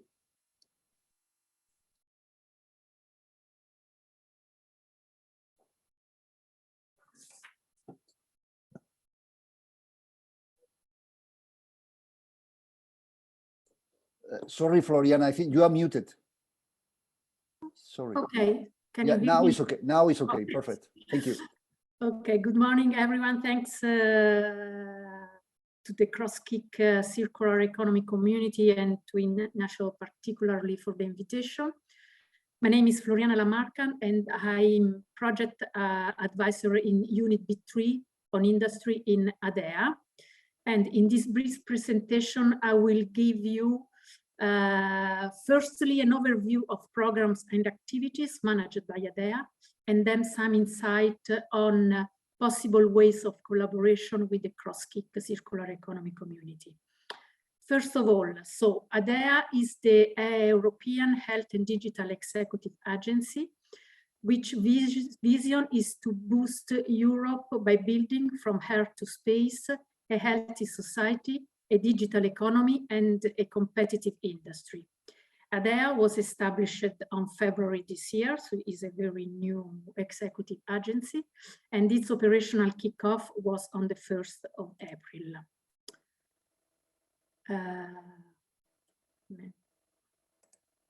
Okay, ADEA is focusing its activities on health, food safety sectors, on space, digital, and industrial programs, including industrial nanotechnology, production, and raw materials. As an executive agency, ADEA manages European programs and initiatives on behalf of the European Commission. It works closely together with its parent DGs, which are focused mainly on legislative and strategic tasks in policymaking. These are namely DG Connect, DEFIS, GROW, R&I, and Sante, which is the lead DG for ADEA. And ADEA addresses the European Commission's ambition to help rebuild a post-COVID-19 Europe at its heart, which will be greener, more digital, more resilient, and better fit for the current and forthcoming challenges. In the 2021-2027 multi-annual financial framework, ADEA will contribute to this ambition by implementing the following programs shown in the figure with the indicative budgets. The Horizon Europe Pillar 2 Cluster 1, which is the health cluster, the EU for Health program, the food safety strand of the Single Market program, the digital strand of the Connecting Europe Facility program, the Digital Europe program, and finally the Horizon Europe Pillar 2 Cluster 4 on digital, industry, and space. So further, in the same time frame, in the time frame from 2021 to 2023, additional budget amounting to 1.6 billion euro will also be available from the Next Generation EU Fund for action that are part of the digital and health strands of the Horizon Europe program. So the expected total budget managed by ADEA will amount to over 20 billion euro over the 7-year period of the current MFF. In addition, the agency will continue taking over the outstanding financial commitment and project from the predecessor programs, so the so-called legacy. Here are few details on programs managed by ADEA. You may find more information on each single program by following the respective links. The presentation my presentation will be made available as said before. So Department A is dedicated to health and food and will implement the EU for Health program, which aim is to build the resilient health systems in the EU to better equip us for the future, starting from the lesson learned from the COVID-19 crisis. The health research is part of Horizon Europe under Pillar 2 Cluster 1 on health, and will support improvement and protection of health and well-being of citizens of all ages by generating new knowledge, developing innovative solutions, and integrated where relevant a gender perspective to prevent, diagnose, monitor, treat, and cure disease. The food strand of the Single Market program will address challenges in food safety, dealing in particular with procurement procedures. Department B is dedicated to digital, industry, and space, and will implement the following program: Connecting Europe Facilities Digital Strand, which aim is to support and catalyze investment in digital connectivity infrastructure of common interest. The Digital Europe program, which objective is to build the strategic digital capacities of the EU and to facilitate the wide deployment of digital technologies. And finally, Horizon Europe Cluster 4 on digital, industry, and space, which will support research and innovation on key enabling technology strategically important for Europe's industrial future. Activities within this program will be closely related and collaborate with relevant EIT's knowledge and innovation communities, specifically EIT raw materials, EIT manufacturing, and EIT digital. Now let's explore possible ways of collaboration with the Cross-Kick Circular Economy Community. As a first remark, given the broad range of programs, topics, and activities, the best way to collaborate is to set up specific working groups between KICs and ADEA's units or sectors in the same thematic areas. For instance, on food, raw materials, manufacturing, digital topics, and so on. As an example, I will present you now briefly some good concrete cases of ongoing collaboration within the raw material sector, which could be extended to the whole cross-kick circular economy community. Well, first of all, I want to say that the main strength in this established collaboration is the almost coincidence of the stakeholder community. Beneficiaries involved in our project are often also partner or in some collaboration with the KICs. And further, the complementarity of initiatives facilitates the integration of activities between the two ecosystems. And this also facilitates synergy with other EU initiatives in order to maximize and further exploit the results of projects, particularly of research and innovation actions. This means, for instance, to support the upscaling of industrial activities aiming at higher TRL results. As an example, the H2020 project Platyrus and the EIT raw materials project Zebra are both delivering a circular economy model for platinum group metals sustainability. And the synergy between the two projects would allow targeting TRL7 in the developed technologies. Another kind of collaboration could be in clustering projects working on similar topics, as for instance in the case of orienting the H2020 project orienting and the EIT raw material project Tribal Link, which are both developing methodologies in the life cycle sustainability assessment. A different type of collaboration has been set in the context of permanent magnet value chains, where the H2020 project Secrets and SUSMAC-Pro, both addressing the sustainable and resilient production of rare earth alloys and magnets in Europe, are collaborating together with HERMA on the first cluster of HERMA, the European Raw Materials Alliance managed by EIT Raw Materials, on rare earth magnets and motors. This allows integrating and joining efforts among the two H2020 projects, as well as identifying synergies in outreach, dissemination, and communication activities on topics of common interest, such as bilateral participation in events and initiatives to increase visibility and to improve the cooperation. Last but not least, other opportunities could be in participating in our calls. Several of them are now open, as for instance, the Horizon Europe calls for proposal under Cluster 4, specifically under Destination Resilient Industry and Green and Digitized Production, with deadline end of March next year. But you may find all detailed information on all calls managed by IDEA on our website. So I'm at the end of my presentation. Let's stay in touch, of course, and there are several ways to do so. And thank you very much for your attention. Thank you, Floriana. Very interesting presentation from IDEA.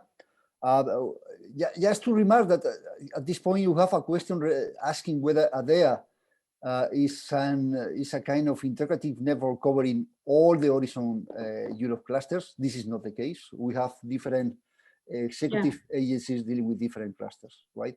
Yes, this is right. Of course, my colleague Katie will probably give you an overview of the program covered by REA, but there are also other agencies. So the Horizon Europe program has been spread among the different executive agencies.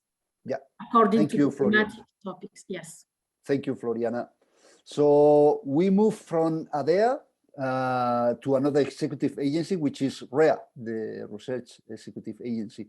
And in this case, if I am not wrong, Katie, REA is dealing with cluster 6 of Horizon Europe, which is also a very relevant cluster for circular economy. So thank you for joining us today, Katie, and the floor is yours. Thank you. Yes, hello. Let me just make sure that I have can you hear me? Yeah, perfectly. Okay, excellent. Because I'm with 2 screens and sometimes there is a bit of a problem now I realize with the sharing and but I hope that it will be fine. Maybe a bit slow, but hopefully we'll get there. Yeah. All right. Yes. So indeed, I start again. Thanks so much for inviting me. It's really a pleasure to see many familiar faces with the earlier speakers with whom we have been working for many years now in this area, but also to see some new faces, of course. And I'm very happy to see so many participants. Yes, so I am last, so I'm going to try to really just then focus on the key messages I would like to pass here in. So my name is Katie Medaro Bergstrom. I'm a research program administrator at the Research Executive Agency.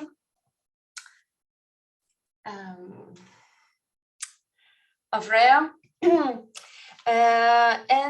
This is one of the executive agencies that is managing a big part of Horizon Europe, which is the EU's Research and Innovation Framework Program, with a budget of more than 95 billion euros for the period 21-27. And it also manages other programs, but obviously this is not going to be the focus of my talk. So I'll mostly talk to you about what I work on and what my unit manages, which is indeed the cluster 6 of Horizon Europe, the one dedicated on food, bioeconomy, natural resources, agriculture, and the environment. And this is where basically the main activities on circular economy are taking place. And just indeed, as a natural continuation of the presentation of Floriana, to say that indeed, circular economy is somehow mainly split between cluster 6 and cluster 4, so cluster 4 being managed by Hadea, where the focus lies more on, let's say, circularity and industrial modernization and digital technologies, whereas in cluster 6 we have a more transformational approach at the systems level, and we're looking at, let's say, transitions towards circularity in different sectors or across value chains or at systems level. So maybe just to also show that indeed in comparison to Horizon 2020, for example, there is a much stronger reinforced focus on impacts in Horizon Europe, and therefore long-term expected impacts have been set out in the strategic plan for Horizon Europe, and you can see very well that in relation to cluster 6, one of the overarching impacts that we want to achieve is very much related to resource use, resource efficiency, and environmental benefits. And basically, then these long-term impacts are then translated in what we call in our jargon destinations. And in cluster 6, we have a number of destinations which basically structure how our working programs are formulated and how they are arranged. And this is how we set out our calls for proposals. So clearly what the 2 messages here, and this is just to give to the community the opportunity to find maybe better their way into the new structure of Horizon Europe and where to find the relevant opportunities for circular economy. I can definitely say that under cluster 6, there is, let's say, this whole area, a destination with a expectation on the long term to deliver specific impacts on circularity. Destination 3, dedicated to circular economy and the bio-based sectors. And here there are, of course, 2 remarks to be actually done. The first one is that obviously across the entire, let's say, cluster 6 of Horizon Europe, there are other opportunities that and synergies for circularity, but of course the core activities are focused in this destination 3. And this is basically where my unit, what my unit is actually managing and working on. But also what is important to stress is that basically we're also the unit that previously was based in EASME, and we're the ones still carrying out a full portfolio of ongoing projects from Horizon 2020 that were funded under various calls for proposals that are all related to circular economy, with strong links to industrial modernization, system transformations, and empowerment as citizens. Why this is of relevance to this webinar and to this community, I think, is that in our approach back in Horizon 2020 and now in Horizon Europe, we mostly work on large-scale demonstration projects, innovation projects that aim to promote systemic solutions for circular economy, and that involves obviously the different steps of the value chains, and then that also naturally means that we like to see all of the relevant actors along those value chains involved in our projects. So we have worked extensively in the last years in raising awareness in this community about the opportunity, bringing these communities together, and then not just in the context of the specific projects, but also in terms of outreach activities, and trying to bring the results of those projects to the larger research and innovation community, and also expose them to further opportunities beyond that. And in that sense, we have actually already built some good examples of collaborations with the EIT and the KICS communities. So I will then continue my presentation by actually just giving you two examples of what we have done in the past, and what we think that it's a really nice examples of how we have collaborated with the EIT and how our communities of beneficiaries and project partners really were brought closer together with the EIT and the KIC communities. And then I will say a few words on how we can maybe take this forward in the future. So back in 2018, for example, we had a number of water projects related to bringing water innovations in the circular economy that were finishing their research and innovation activities. And basically we organized for them the first ever, let's say, in the agency Investor Cafe, where we invited the projects to prepare a pitch by presenting their key exploitable results that they would like to actually bring on the market. And we wanted basically to expose them to the finance community and give them opportunity maybe to find their way after the end of their EU grant. And we collaborated very closely with the EIT and the KICS on the organization of this Investor Cafe, where representatives of the KICS were sitting on the panel and really asking questions to the pitchers and giving them feedback. And actually the EIT and the KICS were really nice enough to offer 2 prizes for the best pitches and to offer access, free of charge access to the best pitching project with the best, let's say, potential, to the masterclass of the EIT KIC on climate, to really improve, let's say, the entrepreneur education and the innovation capacity for business development of these participants. And the EIT raw materials offered also a free of charge participation of the second best project into their just recently kickstarted accelerators program. So it was a great experience of really raising awareness about the opportunities of the EIT KICS programs, and to increase visibility of some of the good results for circular solutions, but also bring the 2 communities together, and hopefully also bringing some more collaborations in the future. Another example that I would like to show is that actually we had the Climate KIC as one of the coordinators of one of our projects called Cicerone, funded under Horizon 2020, which main objective was actually to develop a research and innovation agenda for funding at regional, national, and EU level. And so the KIC mobilized a huge network within this project to come and co-create a big research and innovation agenda with priorities for what should be funded in the future.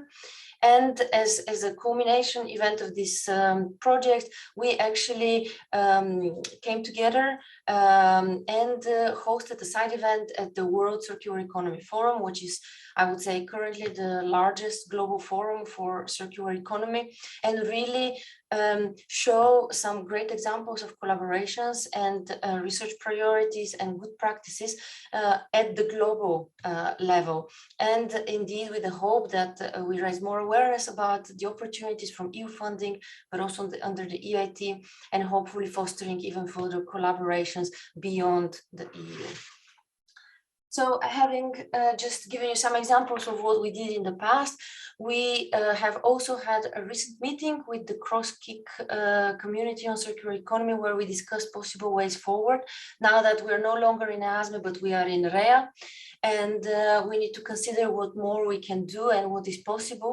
And I just outlined for you here just some examples of the things that we're doing now and where we see definitely some room for collaboration. So the first thing is, of course, with regards to some of the outreach horizontal activities that we do in REA, where we see some opportunities for participation from the EIT, the KICs, and their broader communities. So, for example, we organize annual info days that are always back-to-back with so-called brokerage events. So these are in preparation for the upcoming calls for proposals. And this is really a forum where we try to facilitate a process where organizations from different fields, whether higher education or industry or SMEs or cities and public authorities, can really find ways to find possible partners, brainstorm research and innovation ideas together, and then really come forward with proposals together. So this is definitely one opportunity that can be explored, how we can build on these collaborations more. REA is also organizing the so-called coordinators days. So this is actually an event that is targeting the coordinators of projects that are already being retained for funding. And we're giving them a lot of information about how to manage their grants, how to improve their exploitation activities, for example, and so on. This is also another area where we see that some more information about the opportunities and the networks of the EIT and the KICs could be better provided, could be better presented, so that our beneficiaries can really understand better how they can collaborate, build more partnerships, and really optimize impacts and synergies with other initiatives during their projects, but also maybe most importantly, after their projects as well. We also have a number of so-called project clustering initiatives. So we're trying to really advance our management of projects from one single project to managing a portfolio of projects, with the idea that we would like to see more complementarities, more synergies among projects, making sure that there are no overlaps or minimal overlaps. And then we also can ensure that some of the messages that they come with during their research or innovation activities is really coming together in some joint activities, in some joint publications, some joint input for policy development. And for example, we have ongoing clusters on a number of themes and topics that are relevant for circular economy. For example, we have on textile, on plastics, on removal of hazardous substances from secondary raw materials, on new products and services in the circular economy, digital solutions for water in the circular economy, and so on and so forth. Some of these are, let's say, activities that are closed for the project participating, but some of the activities or the events that they organize could be open in a broader sense. And this is where we see indeed a better opportunity to really raise more knowledge about these projects, but also build links to other similar projects and initiatives and really optimize the possible impact, not just in terms of R&I activities, but also in terms of better contribution and feedback to our policy DGs and contribution to policy development, strategic programming in terms of R&I research priorities, and also policy implementation. At the same time, we're very pleased to see that some of our projects have been very active into actually starting their own bottom-up initiatives. And just one example I would like to point is the so-called Plastic Circularity Multiplier initiative that mobilized a series of projects working on recycling of plastics with the idea to improve synergies among their activities, do more joint activities, and really maybe even look for possible partnerships in the future. This initiative that was based on plastics now has become part of a bigger initiative, the so-called Innovation Forum, that also covers a lot of work and involves a lot of projects focusing on raw materials in the circular economy.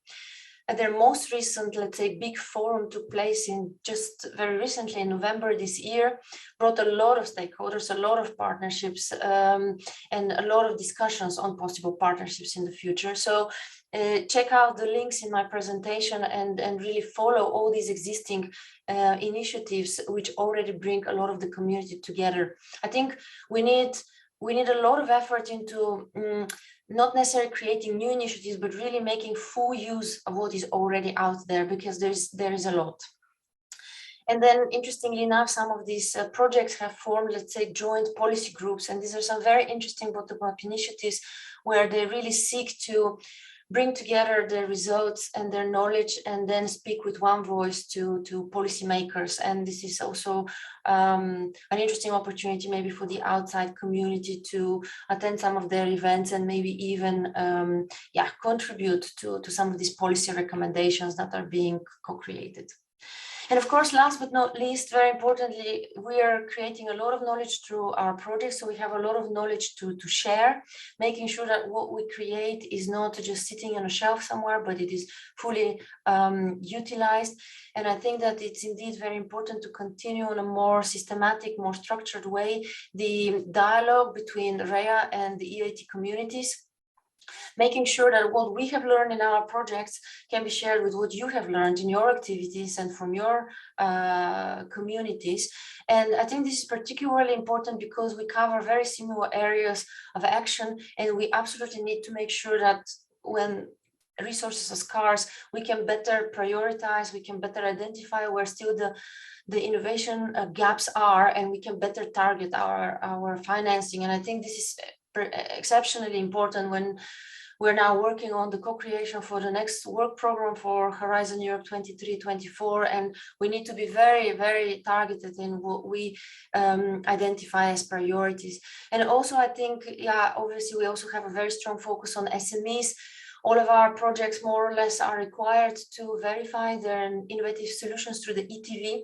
So as it was outlined as a core activity within the Cross-Kick community, I mean, these are areas where we definitely have common points, and I think it will be very important to exchange our observations on some of these activities.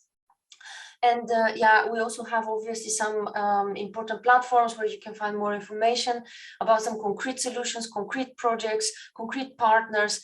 The database of projects that maps the different solutions across Europe and the world will be up and running again after it was stopped during our transition from EASME to REA.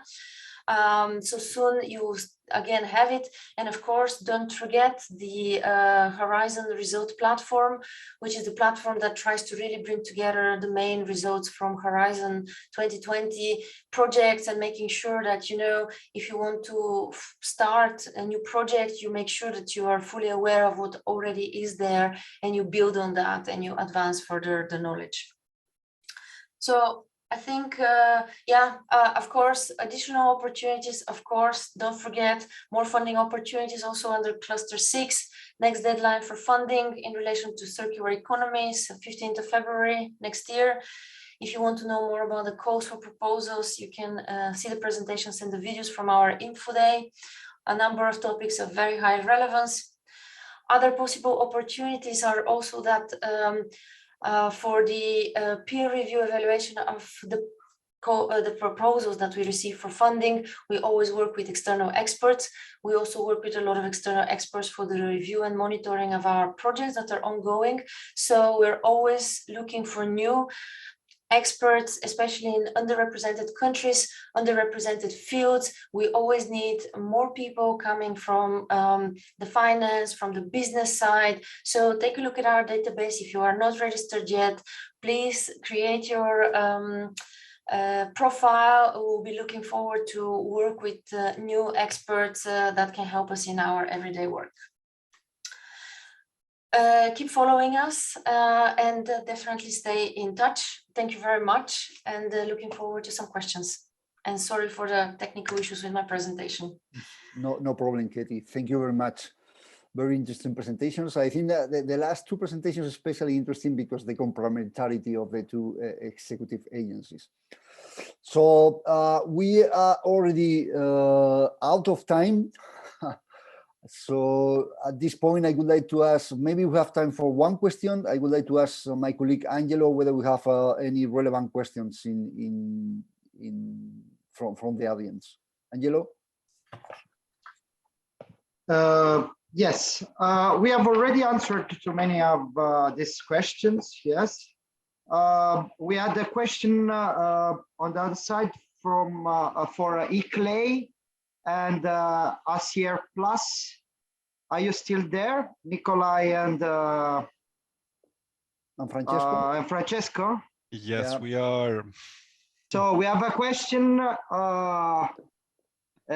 I'm keen to know if ACR Plus or eClay organizes field trip-based knowledge sharing for best waste management practices by cities. So it's a specific question on, I assume, pilots or assessments of cities' performances. Yes, we do on a pretty much regular basis, and especially in the framework of EC-funded projects. Or it's a bit more rare, but we also do upon call of some of our members. Please come to ACR Plus website to be updated and or to be subscribed to our newsletter to receive news about when we have similar chances. Yeah, Nikolai? Yeah, it's a bit the same as with ECR Plus. We do those types of peer visits as well, but in the frame of European funded projects mainly, which have a focus on waste management, because we don't. So waste management is really one of many focus topics we work in. But we do that, and in particular, I want to mention the Green City Accord, which we are building right now together with Eurocities and CEMR, which is about implementing European environmental policy at the local level, and it includes waste and circular economy as one of the areas. And there's in that framework, there is peer learning is one of the key areas, and we've had a couple of those, only virtual though, which obviously doesn't have the same impact when it's about waste management, but we will have those again as soon as we can physically. Okay. Thank you very much, Nikolai. So with this question, we reach the final or the end of our webinar. I would like to thank all the speakers. So I would like to thank Manuel, Alice, Francesco, Nikolai, Floriana, Moini, Katie. Thank you for your presentations.